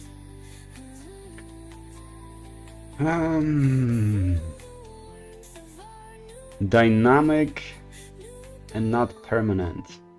Does that mean that different batteries have different bits representing different things, or throughout the lifetime, or depending on the state the battery is in, those bits actually mean something different? What about PF status? Well, what about it? What is PF status? No, init means that the gauge is operating normally. If it is not set, then bad stuff happened, like checksum mismatch in data flash. Huh. Well, it is charging and discharging. Okay, the second one, Hopper. Okay, so depending on the state the battery is in, those bits mean different things. So we can't okay, so we can't just treat it like this. But do you mean like if I enter manufacturer mode, or depending whether the battery is charging or discharging? And how do I tell if the battery is charging? Because right now it doesn't tell me anything about the state over here. Right? But we do have, and also, so if it's charging, then we know it's not locked, right? But I don't see anything. Huh. I don't see anything here that would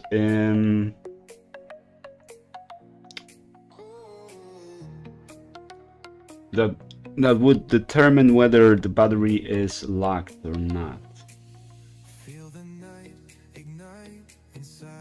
I have relatively few of these batteries because I just remember that I have a full a pile of these 1724 and similar Surface Pros, because that used to be my favorite machine to work on, and I have so much useless knowledge on this device that nobody needs, nobody cares about. So that was a big waste of time, but I have quite a few of these batteries, so I can test a few of them. I don't think I've had any that was locked. And this one, so this battery, well, it bulged up, right? It released some smoke and stuff. So the cells are definitely not functioning correctly. But the BQ chip did not actually lock the battery.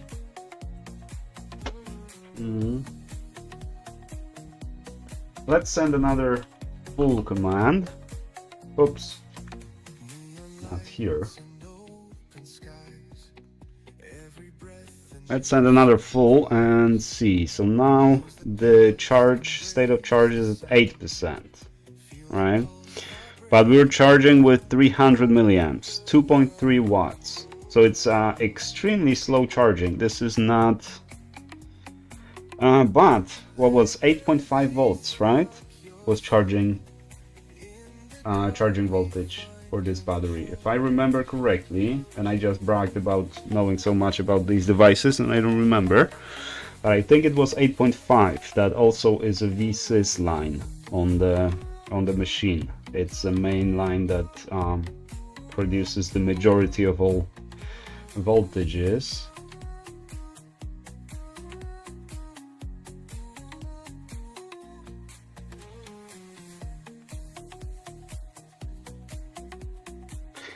And what is the remaining capacity? 300 milliamp hours. And before, remaining capacity was 217. Oh, okay.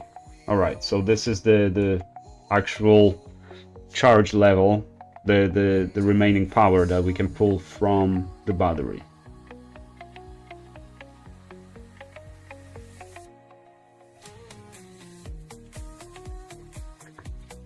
I'm not too sure about this. Okay, let's. Shall we try doing manufacturer access? See what happens.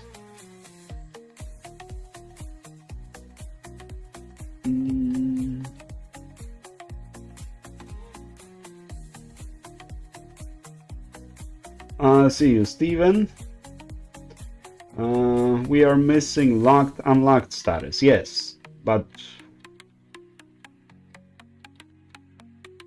anything. I can see that we're missing it, but which bit is it? Is it in the status?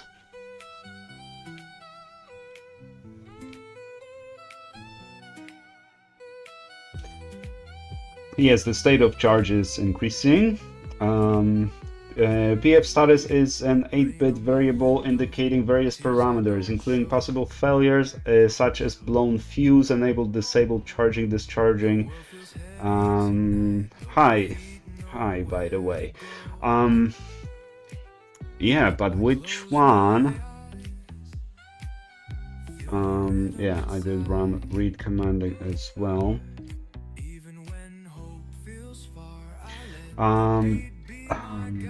If I remember correctly, current is saying charging when it's positive and discharging when negative. Yeah, that makes sense. So to tell it's charging or discharging, you need current value.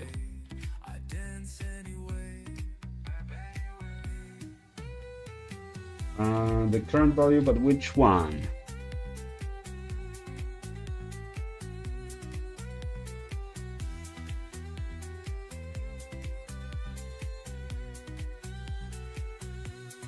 Silence in my chest, but music fills the rest. Troubles tapping at Current, this one. Okay, so it's at 316 now. Before it was at one breath, one step. yeah, this is repeated over here, so that's fine. Even when I break, I dance anyway. Even when the light won't stay. Why can I not see the current here? Sway, trusting dawn will find its way. I dance anyway. Dance anyway. That's weird. But so if we turn off charging now, let's read full. And so current is negative 10 milliamps. Okay, so you're right about that. If it's negative, it's discharging. If it's positive, it's charging. Okay.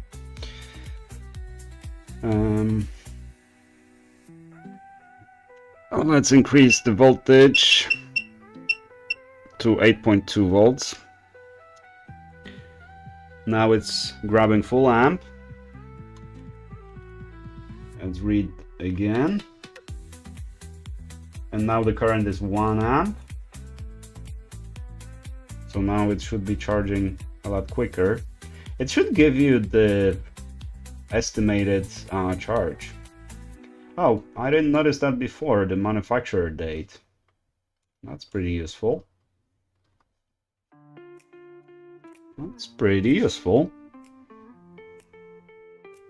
I don't believe that serial number. I don't think we're reading the serial number correctly. It probably should be a double word, and we're reading as a byte, maybe.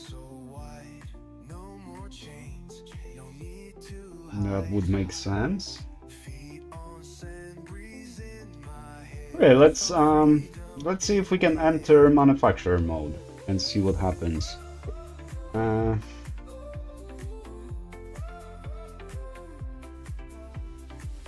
rate, correct. To self discharging, yeah. Is one cell coming up more? Well, I charged them manually, so it's possible. But no, they're equalizing now. They were, yeah. They're only like 15 milliamps apart. They were like 50 milliamps apart before, and so now they're equalizing. They're getting closer, so this should be fine.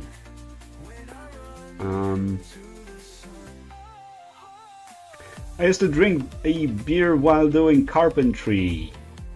The good old days. Yes, sir. You got 10 fingers?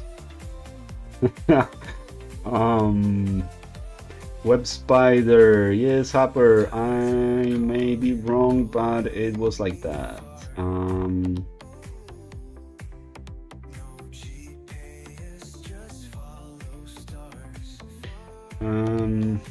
So 1 is coming down voltage wise and cell 2 voltage is increasing. If PF status flag status has flagged, that means locked. PF, okay, charging current. How many screens do you have on this PC? Just one screen.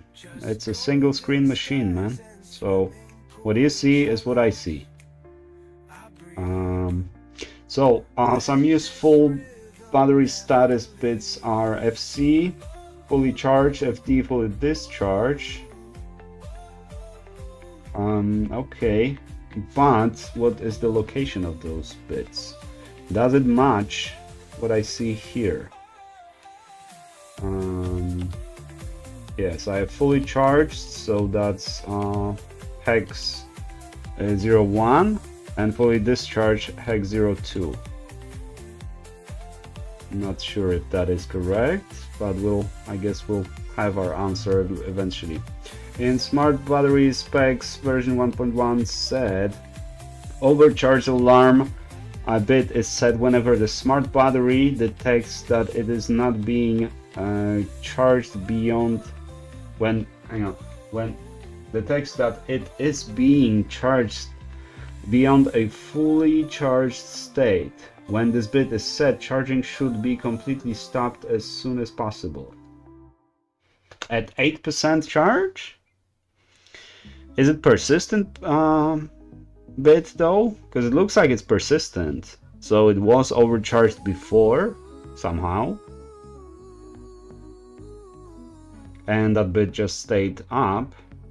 Charging further can result in permanent damage to the battery. This bit will be cleared when the smart battery detects that it is no longer being charged. Charging should not automatically restart. So I stopped charging, right? So we had negative current, but the bit is still up. It is still set. So I'm thinking that we're reading the wrong value.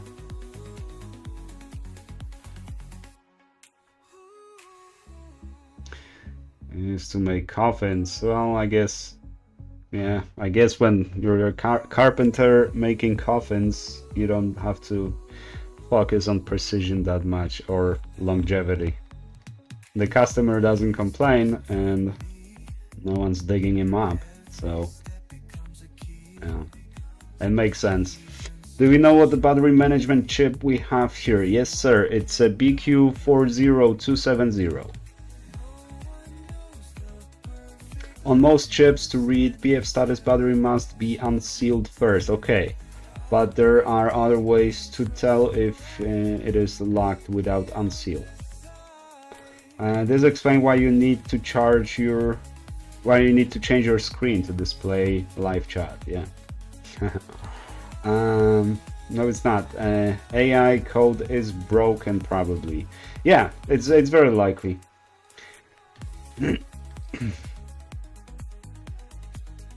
People, you should use the quotation when it's citation. You have to clear defaults, but how? Well, let's go through the smart battery. So we do have manufacturer access, right? So the way this is designed, we're sending no, we're sending password, right?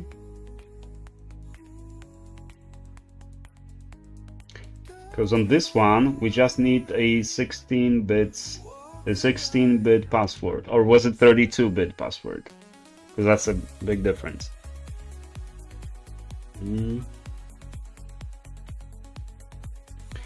Okay, let's add another command, which will be unseal. Let's add unseal. And try to unseal the battery.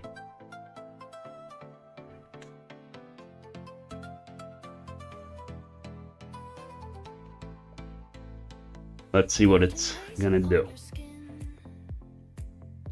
Every heartbeat pulls me in. Whispered laughs beneath the trees. Moments drift in summer breeze. Oh my god, it's regexing on over my code to search for unseal. God damn it. Just I hate AI.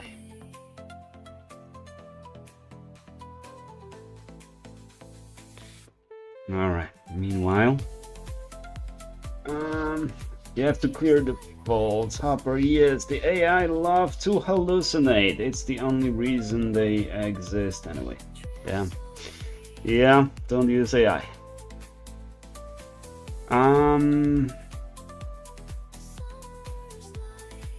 Why are you instantiating every time?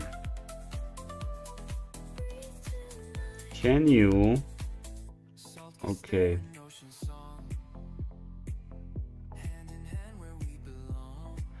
Yeah, I hate when it does the instantiations like that, but I just want to test it. So let's see if it compiles. If it compiles, that's half the success. Although it's, you know, we're working in a really small context here. It's literally 2 files, right? 2 source files. No architecture, essentially, virtually no design. It's just a few lines of code just thrown together. That's why it's doing relatively well. The code compiles after AIing. When I ask AI to do something on like larger projects, it's guaranteed after the first apply you click, it's never gonna compile. under the sun, we become one. We become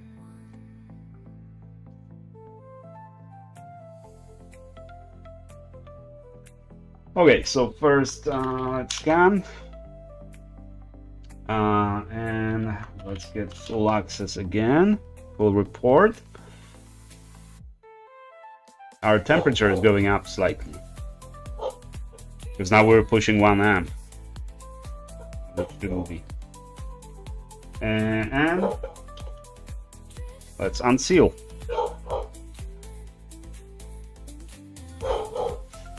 Okay, so we tried with 1 set of keys. And we got -1 for all of these. Could not unseal the battery. Okay. So looks like, but is it? You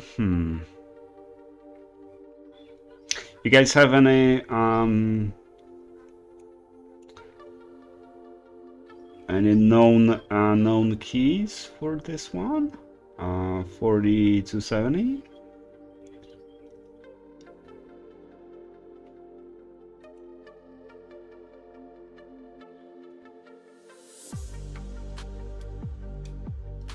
Something we could test. Okay, where is it? Could not unseal. Where did we get the?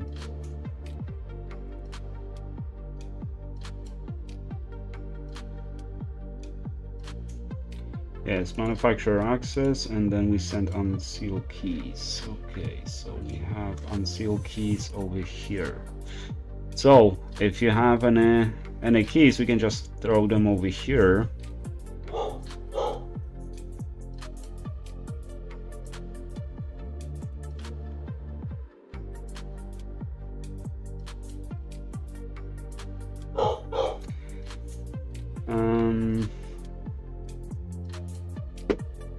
People you should use, alright, you have to clear faults, Hopper, DIY, safe about, you're far from it, yeah, try full access. The full access, you mean the manufacturer access? What we're trying right now?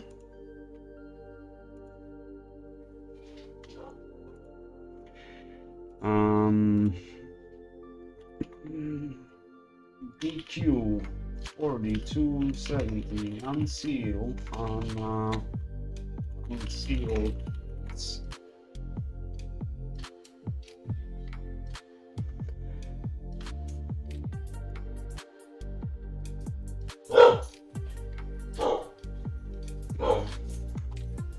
Seal unseal vault. Blah blah blah.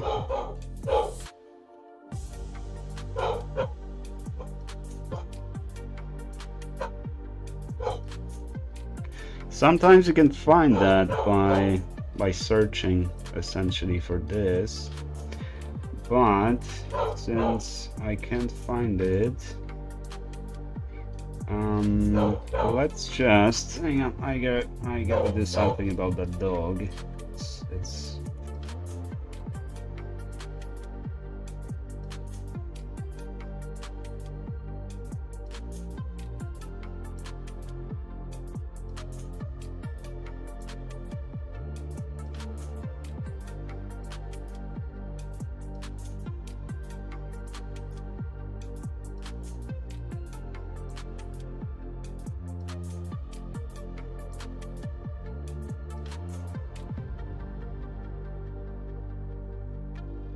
all right. Personally, I don't mind when he barks, but the neighbors are complaining. All right, so let's just try this. It's definitely not gonna work, but those seal keys. Looking for this one. And shall be through the list.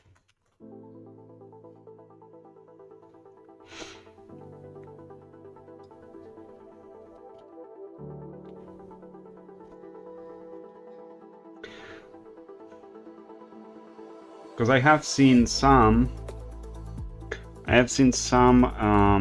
lists here and there on some forums and stuff, where they would just publish the default unseal keys, which is essentially, it's not a key, it's a password. Now others do use the actual key exchange, so you have to so you get a challenge, and using the key you have to respond to the challenge. But I don't think this one uses a challenged response over here, but I'm not sure. Maybe.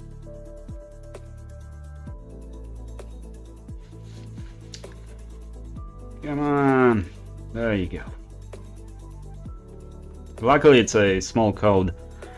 When I was working on one device that was reading the RFID cards and connecting to the server and controlling a big colorful display and the sound and all kinds of stuff, bells and whistles and everything, the compilation alone would take a couple minutes, and then upload would take a couple minutes. So every time you wanted to actually deploy it to the device, you had to, you know, go get coffee and stuff. Okay. Scan. Oh, where did I write again? Oh, okay. Scan. Unseal. Nope, none of those. None of those worked.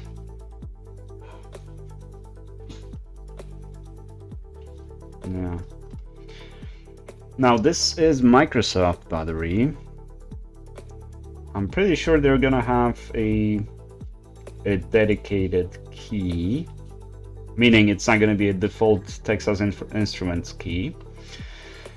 So let's see. This is a Microsoft battery from Surface Pro 4. None of these are working. Any more suggestions? And let's see what this is going to get. Because it might not be only the wrong key.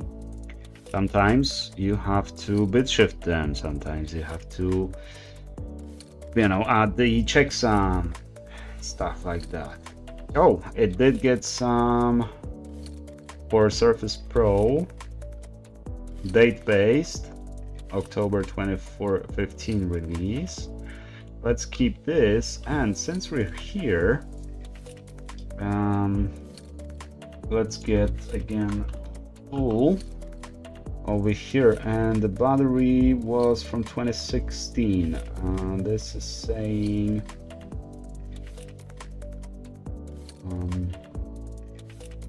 okay, let's see, let's give it as much information we can. The manufacturer date is this. Let's see if it's gonna suggest anything. Year, month, day. Yeah, okay. Because sometimes they do it like that. That the production date or the manufacturer date actually holds some information that you need to unseal the battery. Well, we have this many. Now the question is it going to respond? Because we're not sleeping between the tries. So let's ask the bot.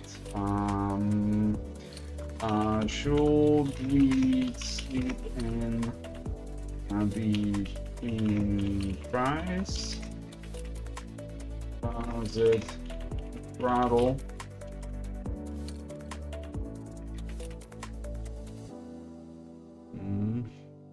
Because I'm pretty sure they throttle it for like 1 request a second. I mean, because if it isn't, these are two 16-bit numbers. It's a lot of combinations, sure. But if they don't throttle, then you know you can test these having just 10 batteries. You can test it in you know, all the combinations within the span of a week tops. If it's not throttled. If it is throttled, then you know, the more batteries you have, the quicker you can brute force it. You just have to be smart about distributing the workload between the nodes. Let's see. Yes. Did you ever use DJI battery killer? No, I don't think I have. I don't think I've even heard of that.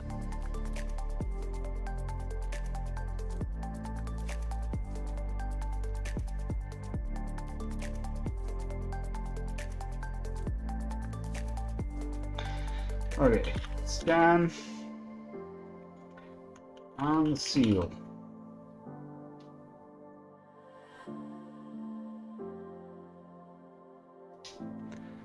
And of course not open.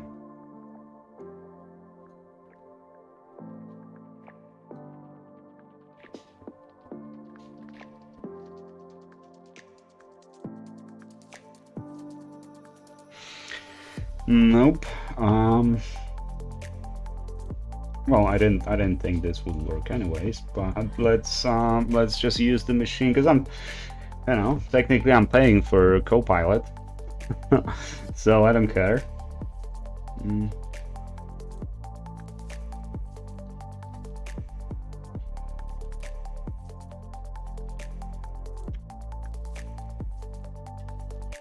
Oh right, this is Z50, because I kept saying 40250. This is 40Z50. 40Z50. Okay, still no luck. Any more suggestions?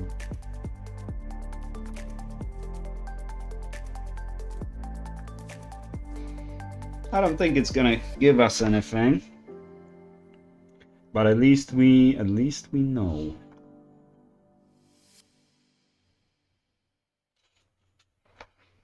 Alright, what did you do here?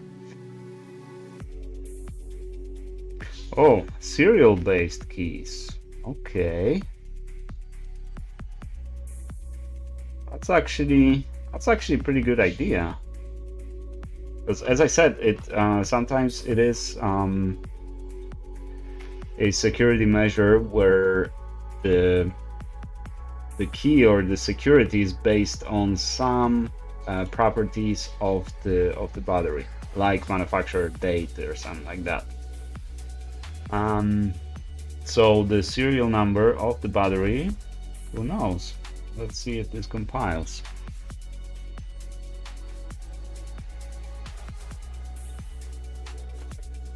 Yeah, it's a different kind of paradigm of coding when you just use AI for this, right? Although in this case, that's the best use of an AI, right? Just do the boring stuff for me. Just look for, I'm the one that's supposed to have ideas and stuff, right?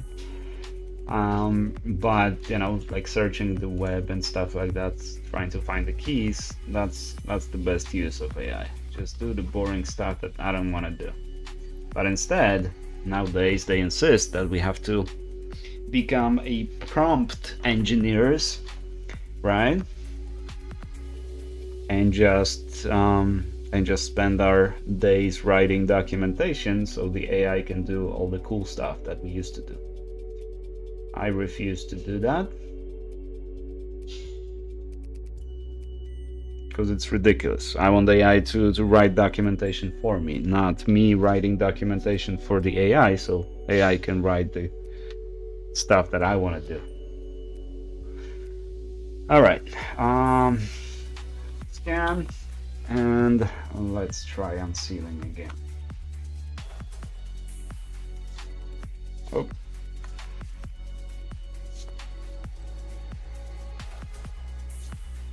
Yeah, there's no way this is gonna work, but who knows? There's only one way to find out.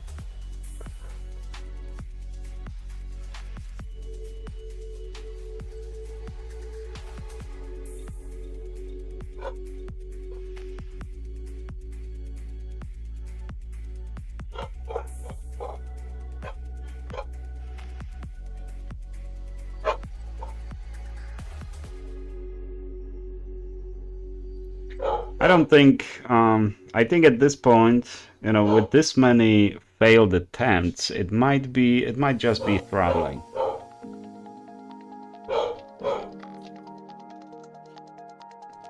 So it might just be responding with error, even though the key might be correct, but there are so many attempts that it's just gonna fail.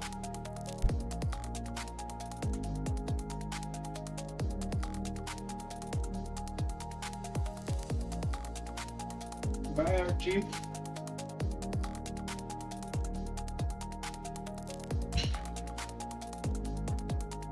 Yeah, still no luck. I didn't expect it to work anyways. Okay, so this is the problem we're facing here, at least for BQ chip for the Z50.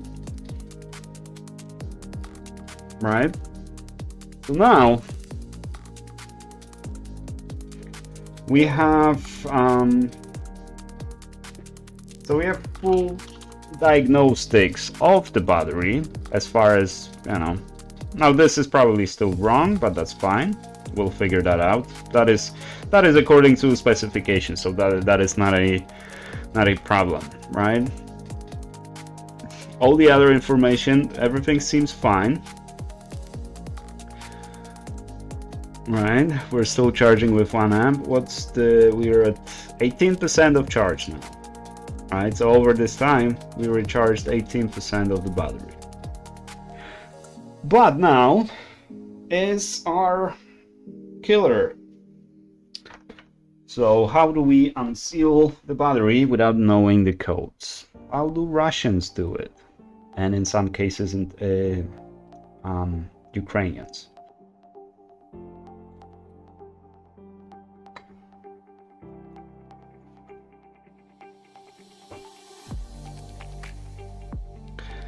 So is the brute forcing keys that easy? It depends. Yeah, it depends on how it's done. If it's 16-bit, so two 8-bit numbers that you have to send, it's easy. If it's two 16-bit numbers, it depends on how many batteries you have and how you're gonna set it up. But it is still possible, right?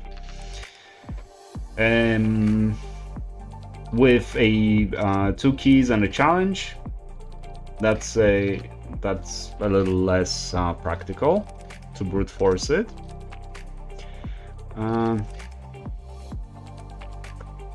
Didn't Northwest Repair have dumped these keys? The keys? Well, as far as I know, he does have on his Discord. There's a channel, and there were some dumps of the, but I think that's of the Flash or EEPROM or something. So supposedly, the keys could be there. There must be there, but just having a full dump, you know, which particular byte where is the key. Right? So, you know, having a full dump is not necessarily giving you anything. It also could be in an encrypted format. So, I was working on a project for batteries as you are doing and found DJI battery tool. I can go forward because I have not enough time, but I learned enough. Grok said try basic sequences in BQ Studio or scripts, right? To manufacturer access first, or reverse attempt. Okay, so I don't feel like actually implementing that, so I'm just gonna ask the chatbot. Feedback from the viewer. And essentially that's what I do, and you figure it out. You're the robot. I pay you $10 a month. You gotta do work for me. Alright. Oh, good suggestion. I hate when they do that. Good suggestion. Yes, that is so rough. You are so smart. It's awesome. Your suggestion is amazing. You are the smartest man alive. What is this? The end goal is that the AI decides what to buy for you and buy it automatically without your control. I would not want that. Walk the dog. Now I'm drinking Hudson Valley Local Double Barrel Maple Bourbon. That's bourbon? Damn. What time is it there? It's like not even 5 o'clock over here. I would not drink bourbon. Actually, I stay away from all kinds of liquor. I don't drink liquor. These keys might be stored on EC firmware in laptop batteries communication with EC chips. A few people actually suggested that, but here's the thing, guys. No, essentially no. That would make no sense. The battery is sealed in the factory where they produce batteries, which is not the same factory that produces the laptops. Then that battery is released into the use by the laptop manufacturer. Then the EC chip is communicating with the battery just in terms of start charging, start discharging, and all that kind of stuff, right? How many cycles we got, what's the temperature of the battery, maximum charging current, and all that kind of stuff, right? Now, unsealing the battery, there's a reason they came sealed from the factory.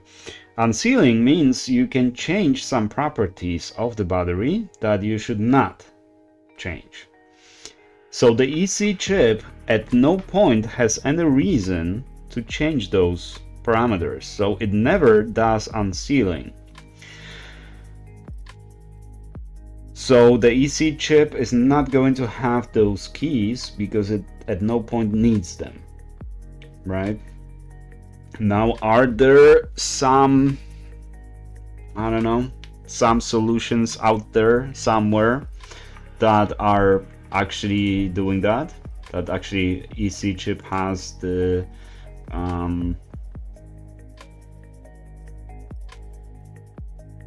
that actually has the ability to unseal the battery? I don't think so. Okay, so based on your suggestion, look what my bot did. Added a reset command that first attempts unseal with the most common keys. It tries 5 different reset commands. PF clear, reset command, device reset, reset data, field effect transistor control reset, reports final state and stuff. I'm kind of curious, does it compile? Kind of curious what the reset is going to do.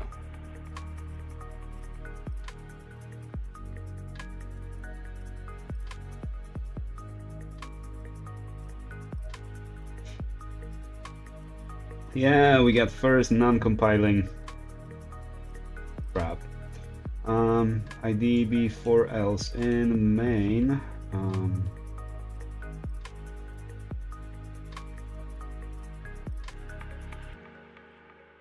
Oh, okay. That's actually a very common problem. Oh, okay, right. Because it didn't reset. Yeah, it's very common.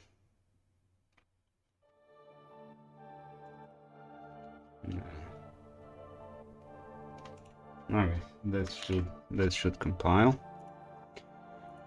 Every time, not in this project, but when I work on another, especially in C#, guaranteed, every time I hit tab to autocomplete with AI, it will always forget the closing braces or stuff like that, or it'll duplicate lines and stuff like that. It's, you know, what you have to understand about AI is that it does things without understanding things. It just looks for patterns and tries to repeat the pattern. It doesn't understand what it's doing. So don't rely on it to actually be smarter than you.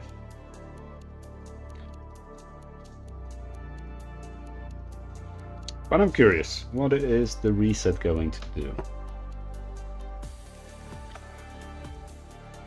I'm sure it's not going to unseal the battery, but maybe we'll get some more information.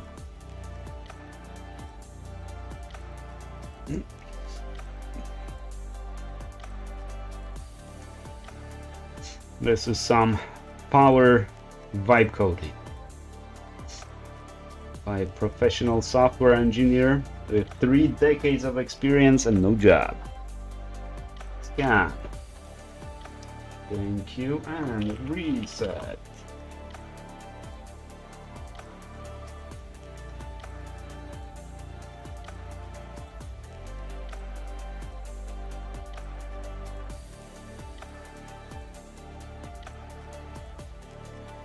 Okay, so so the resets, right, they all return ID. So successful command, so it did something, right? Now let's see. Cool. We still have overcharge alarm, so that reset didn't seem to do anything. It just, the BQ chip just responded with okay, thank you. We still have 14 millivolts difference between the cells, 22% charged.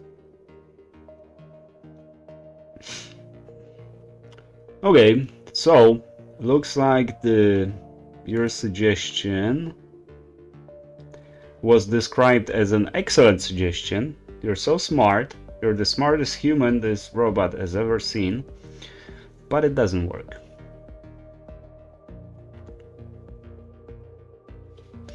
But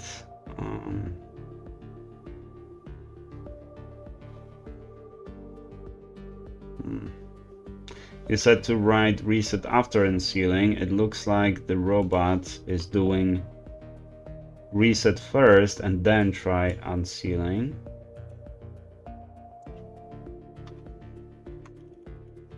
Let's try unsealing now. Not that it's gonna work, but it would be pretty crazy if it did. I would be super surprised.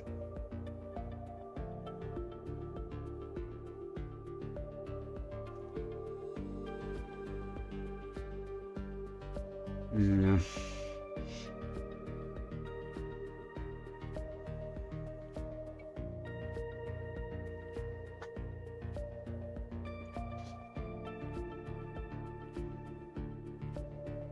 Alright, that's not gonna work, so let's see, walk the dog, these keys, hang on, dump those keys, yeah, reset, walk the dog, the end goal is the sides for you to buy it automatically without your control. These keys might be stored on EC. I already responded to that. No sir, that would not make sense. Search for BQZ50 and look at the document about programming authentication keys. I'm watching with my dinner on the table. I'm from Spain. How you doing, man? Alex Electronics. I heard Gemini is the best at coding lately. And who did you hear that from? Did you hear that by chance from that particular bot? You can't even tell that about humans who's best at coding. The EC chip doesn't care for the battery firmware. It simply sends commands to the BMS chip and it acts accordingly, translating EC commands into battery commands. Yeah, pretty much. Yeah. Yeah, it's not gonna have any ability to actually reset or do anything with the battery. If the battery says I'm sealed, I'm locked because something happened, EC chip is just gonna respect that. There's nothing it can do about that. It's just unsealed, not cleared status. Check it is still sealed state. It is not in sealed state. Yeah, I'm trying to unseal the battery, but so how do you check if it is in sealed state?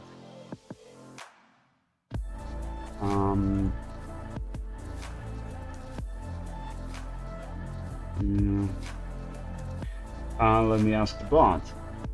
Because so you're suggesting that we did unseal it, we just don't know that we did.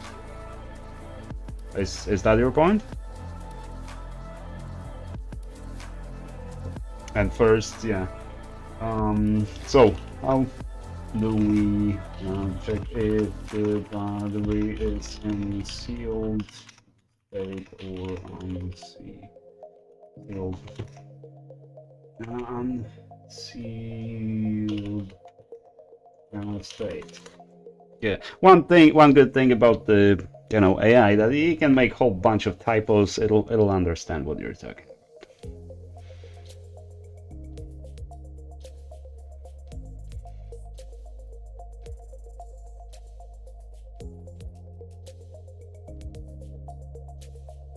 Okay, so it's an operation status register.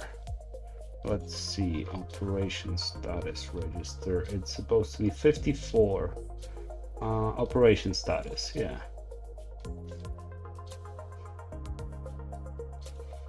Okay, and it took a liberty of adding another command, which is status.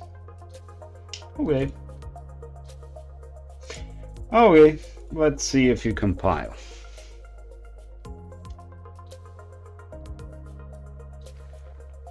Right, because we don't want the full access, we just want the unseal. Because full access would allow you to change, things like battery voltage and, number of cells and stuff like that. But we just want unsealed access. Okay, it compiled, so let's check the status then. Because maybe we did unseal it. and it just responded with -1, or the code that evaluates the response is not working properly. It's very likely it's vibe coded essentially, right?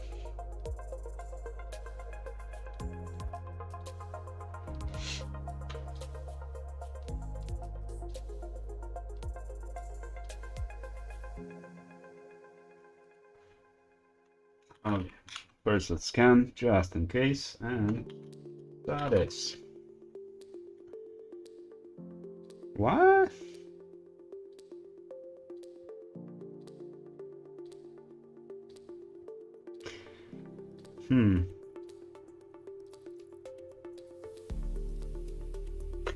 So let's review what it does. If not battery found.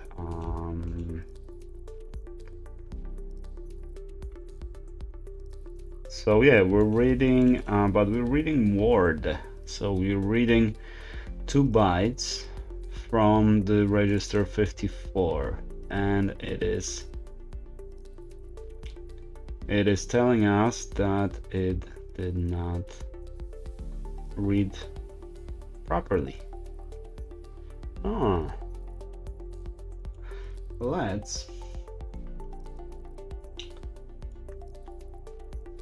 Let's give it to the bot, because I don't feel like thinking about it either.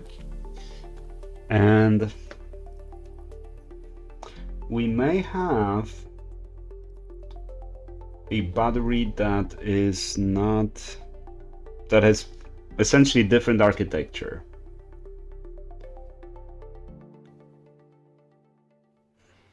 So the address is different. Let's see. So 054 may not be. Let's see. What do you say here? The status command handle. The operation status register might not be accessible on this battery, or it requires special access. Let me update the status to try alternative methods. So I would expect that if you read whether the battery is sealed or not, it should always tell you whether it is sealed or not. If it's only working with the unsealed battery, I mean, we could work with that, right? That way you tell if it's unsealed. If the operation fails, then you know the battery is sealed. If the operation succeeds,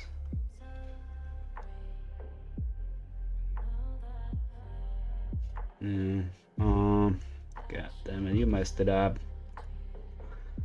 All right, this is, let's see, because the just-in-time compiler over here to tell you the errors, it might not work correctly. It's kind of delayed because it doesn't do the full compile every time, but it looks like it we did mess it up. So what was the SEC supposed to be?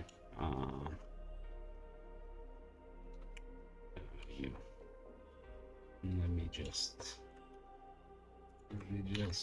have the bot fix it, because I don't feel like even reading the coded road.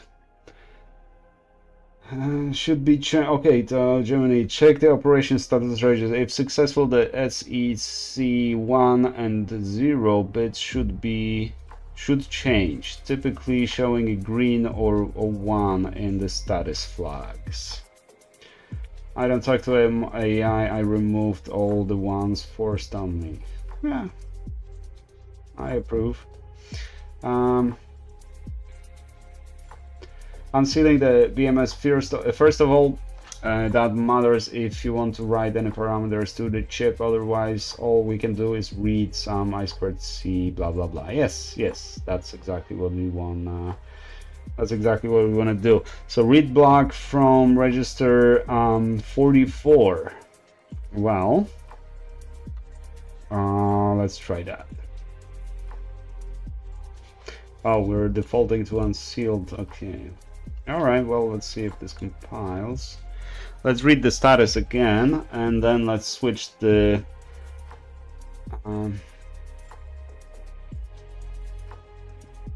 switch the register to 44. What is 44 here? Oh, 44. Where did you get it from? I don't have it on my list. I got 43 and 46. No 44. Where'd you get that register from?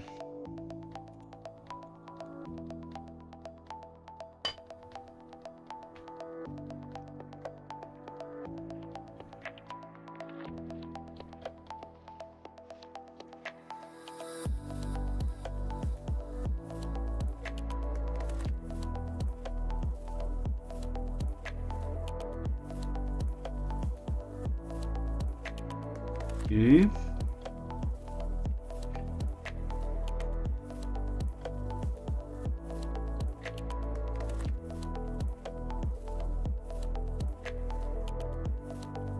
Status.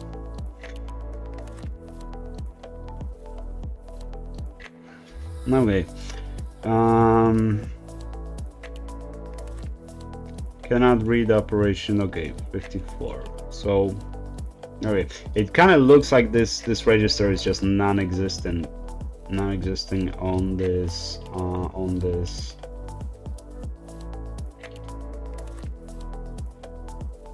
device. I would think so, but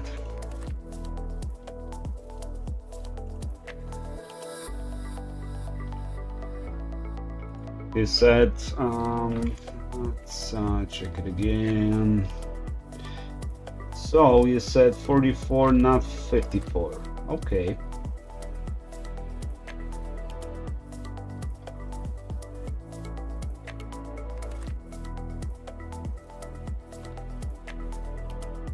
Well, manufacturer access is 00 or 0102, but then we want to read status. But let's try 44 and see why not.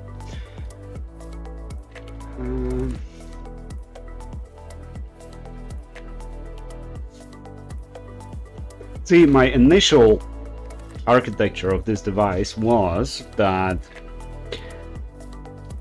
we do all of that from the computer. So we just send the request to the device, and then the device sends the request to the battery. So it doesn't have any of these, registers stored on the device. It's the software that does that, which is quicker, right? Because then I can write a tool and just read this register, that register, and stuff like that. I don't have to upload the code every time, reset the device, and do all that stuff that we're doing right now. But while that is easier during the development, sure, it is less robust when it comes to actual product development, right? So my initial protocol was better for the the process of development, sure, but not for the process of the product development. This will be a lot better for the product development, but not so much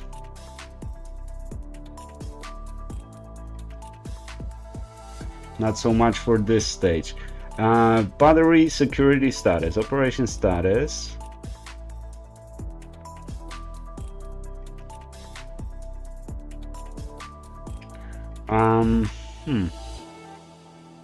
I don't think so.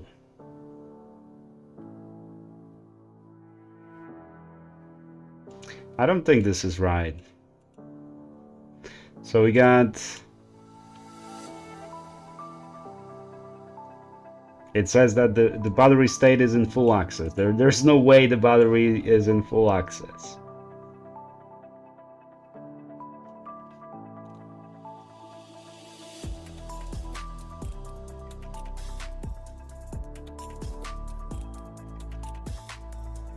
Let me see here. Okay, that's right. Because we read from 44, so we read something else. Then we're writing, trying to direct I squared C. So we're writing. So are we writing to 54 or are we reading from 54? Or in this case, we want 44, right?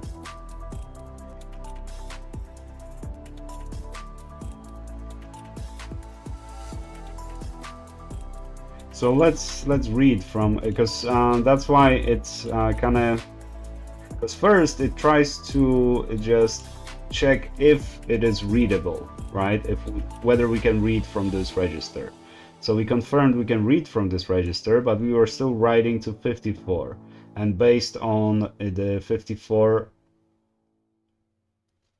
for some reason, it said that we have, that the battery is in full access mode, which I know it isn't. Okay, and then we try 51, 16, 51. Okay. All right, let's try this.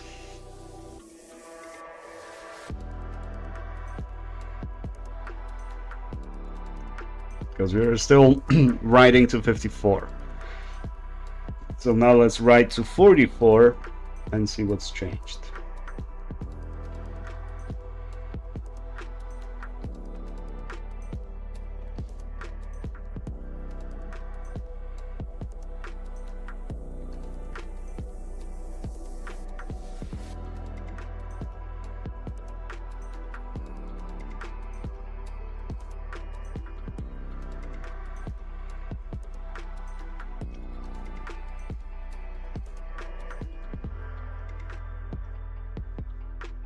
Need to scan first.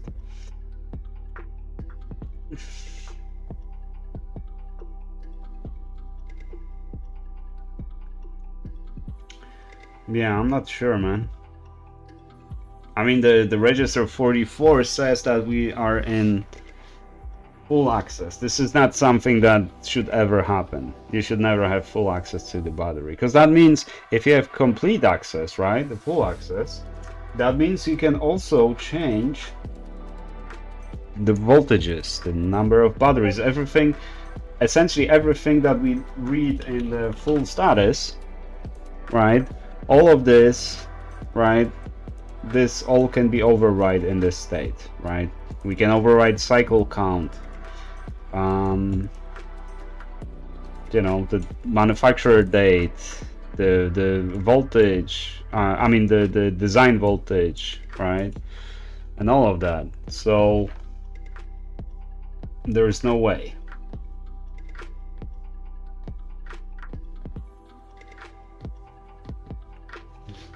And we're recharged to 30%.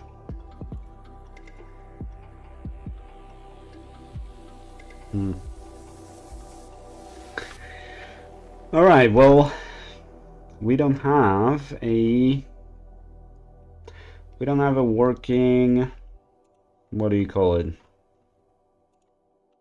A working unseal, which is fine at the moment.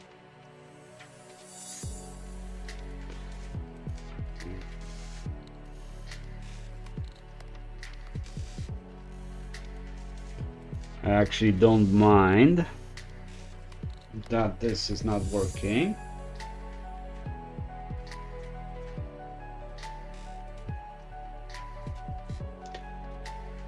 So the first order of business is to make it so as it is right now, right? The first order of business is to make it work on 3 operating systems: Windows, Mac, and Linux. Connect to it, right? Connect to the battery, detect the battery, read the specs and all that kind of stuff. Then what I wanted to have is charging and discharging capability. So just like in Rework Pro, you see the temperature graph and all that kind of stuff. I want to see the voltage graph and the current graph. right? So that will make the tool useful for actually testing the batteries that are working.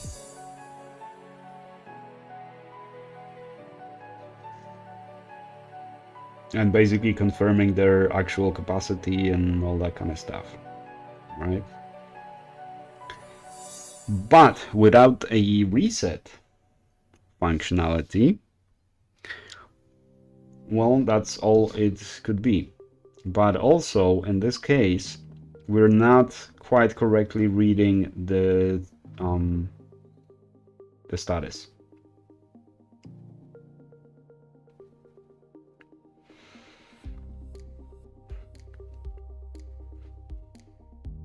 Essentially, whether it's locked or not, right?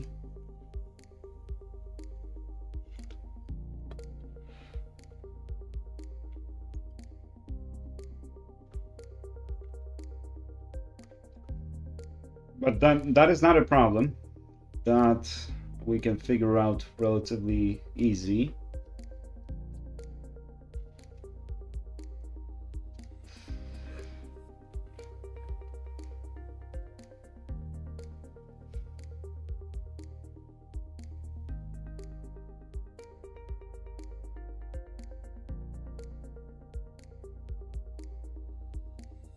But without unseal, what do you guys think? I mean, we did pick kind of a weird chip, 40Z50, right? I guess it's a little old, but that's why, 2016. That's why I picked this battery actually, because I figured that on an old battery we have a better chance of success of unsealing it. But maybe I was wrong about that.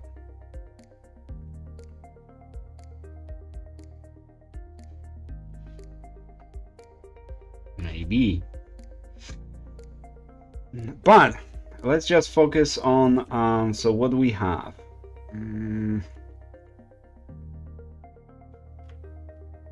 Let me zoom in over here a little more again.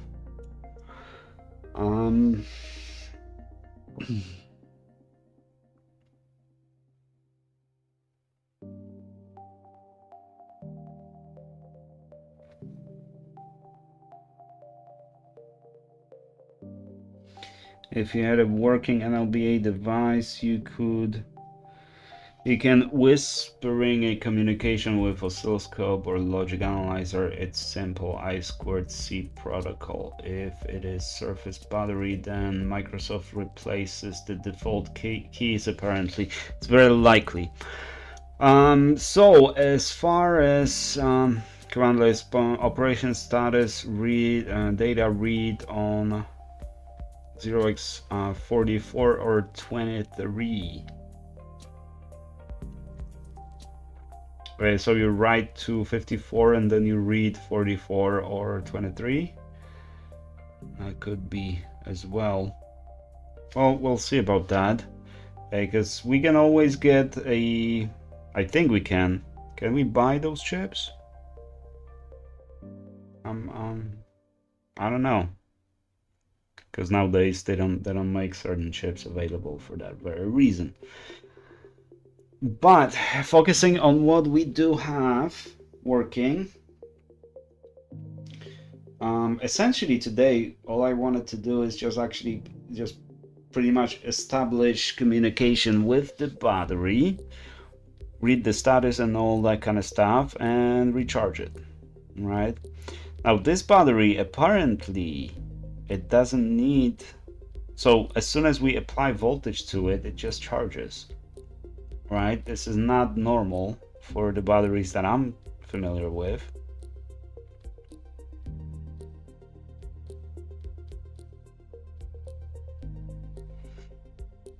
Yeah, there could be specific keys for the manufacturer. Yeah.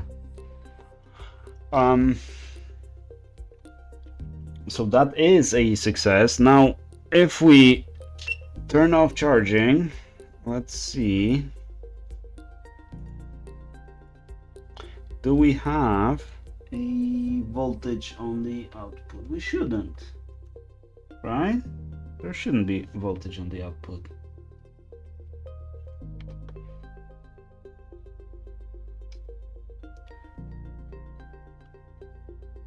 No, we do. 7.7 volts. So this is not a normal battery, okay? This is a really weird battery, right? You just apply voltage to it, it charges, and you connect load to it, it discharges. That's not usually how batteries work. Not how your typical laptop batteries work. You have to initiate charging, initiate discharging, and all that kind of stuff, right? So maybe we just picked a weird battery to start with. I do have some batteries coming from Nathan, and these are typical laptop, obviously Dell, because he only does Dells. Typical laptop batteries. So there's always 3.3 volts on the output, or on the one pin, and that's how I find them. So first you find the ground, so it's either gonna be to the right or to the left, right? It's gonna be on the edge of the connector usually.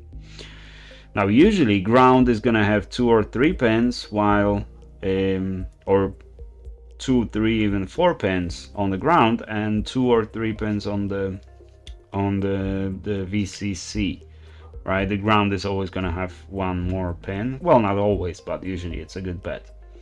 So I usually check for shorts, which pins are shorted together. The ones that have the most pins shorted, that's going to be our ground. The one that has 2, that's going to be VCC. So I eliminate those. So I'm only left with, if I know which one is ground, then it's very easy to find 3.3. Then I know where the VCC, 3.3, and the ground is. That leaves me 2, maybe 3 pins. And 2 of them are clock and data. So you just have to test one way or the other. And that's how you find them. So from there, you have to tell the battery to start discharging or charging or whatever, right? So if you just apply charging voltage to those pins, nothing happens.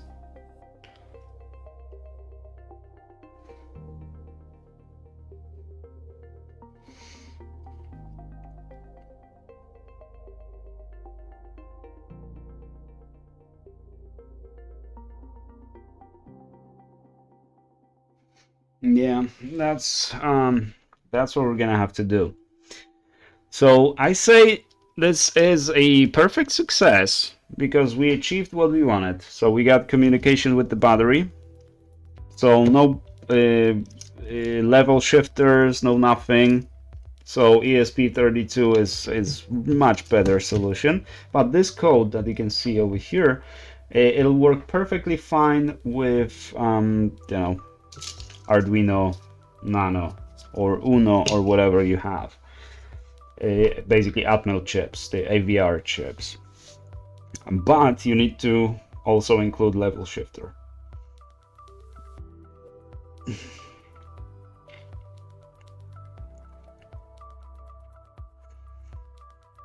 From there, we just need to communicate with the application on the computer. Now, since that's why I wanted to switch the protocol from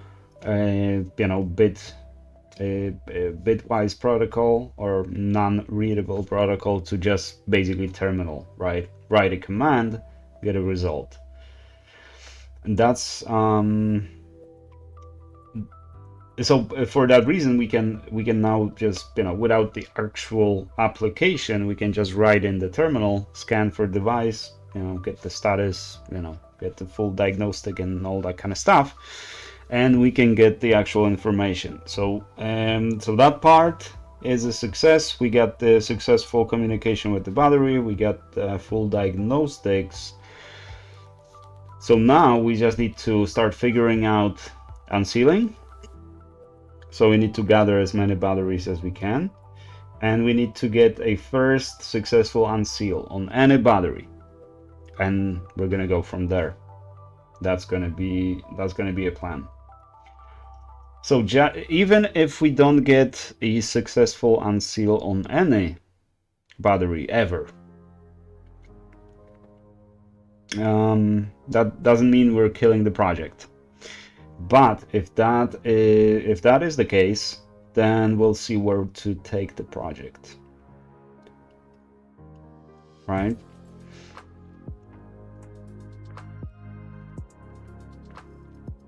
Because we do want the charging and discharging functionality, so we can test the battery, we can do a few cycles and all that kind of stuff.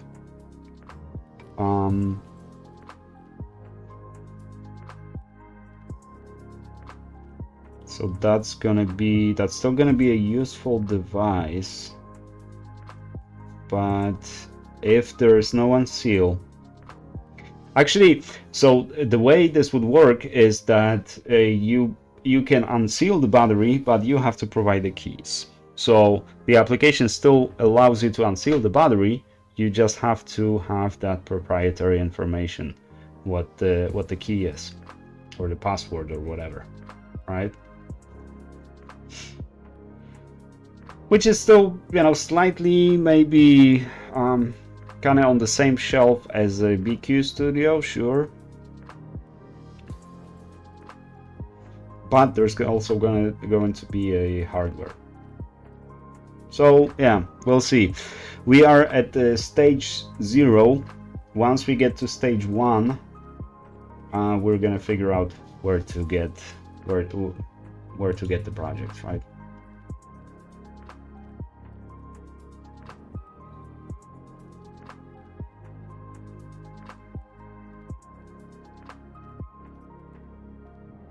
Okay, I see some, yeah, page 93. Yeah, I'll look into all that. Obviously, I wasn't expecting to get the unseal working today. I'm actually surprised that we did get this battery working, because I didn't think we would get this battery working. I thought we would have to switch to the Dell battery. So still, we exceeded my expectations. But yeah, let's take that success. So we definitely have something working already. So now all we have to do is just get some Windows application, well, not Windows application, the PC application working, so it can be a little easier to work with that. But yeah, I say we got some work done. Something is working. Hopefully you guys also enjoyed that. But yeah, I understand it's a boring stream when we do some coding and stuff. Obviously. Well, anyways, I think we're gonna stop here. We've been streaming for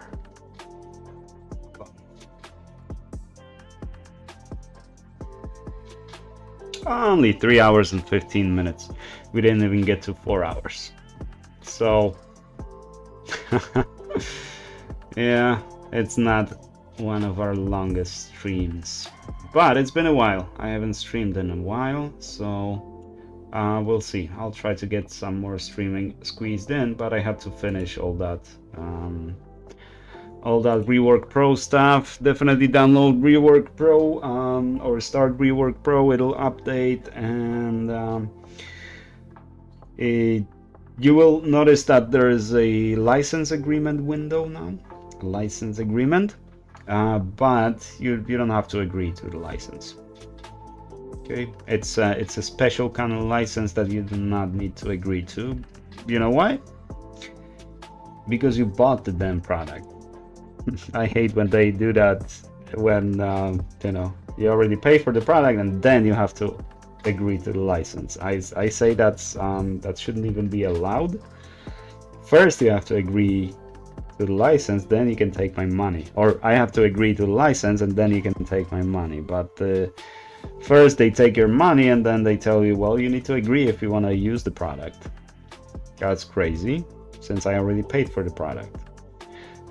So yeah, there is a license agreement, but you don't have to agree to it. It's just the informational kind of a license. And a few other things. The interface has been slightly rebuilt. It should be a little more robust, but we'll see. We'll wait for the feedback. I say it's pretty good. The main functionality that I'm really happy with is the Rework DC, obviously. So now we have full control over the bed of the machine, something that we were missing. Now we can actually take advantage of it, which yeah, I'm really happy with that. Anyways, thank you guys very much for joining. I see the chat completely died, but I guess it got a little late for all the Europeans, and all the non-Europeans got bored and tired. I can't say I blame you guys. So I guess I'll see you guys in the next one, and thank you all very much for joining this joining the live. Hope you like the music. Hopefully it's not too loud, but we'll see. I'll listen to a few minutes of the stream on my headphones to see if this was actually too loud or not loud enough, or the music sucked or something like that. It's an AI generated music, obviously. So yeah. Alrighty. No one's writing anything in the chat. Oh yeah, there's Sia from Greg. Sia Greg. So I guess there are some people still attached to the keyboard, but no, we had pretty good viewership on this one actually. So I'm really happy. Thank you guys very much. I do appreciate you, and I guess I shall see you guys probably tomorrow. That's probably what we're gonna do. Alrighty, thank you guys again. Peace.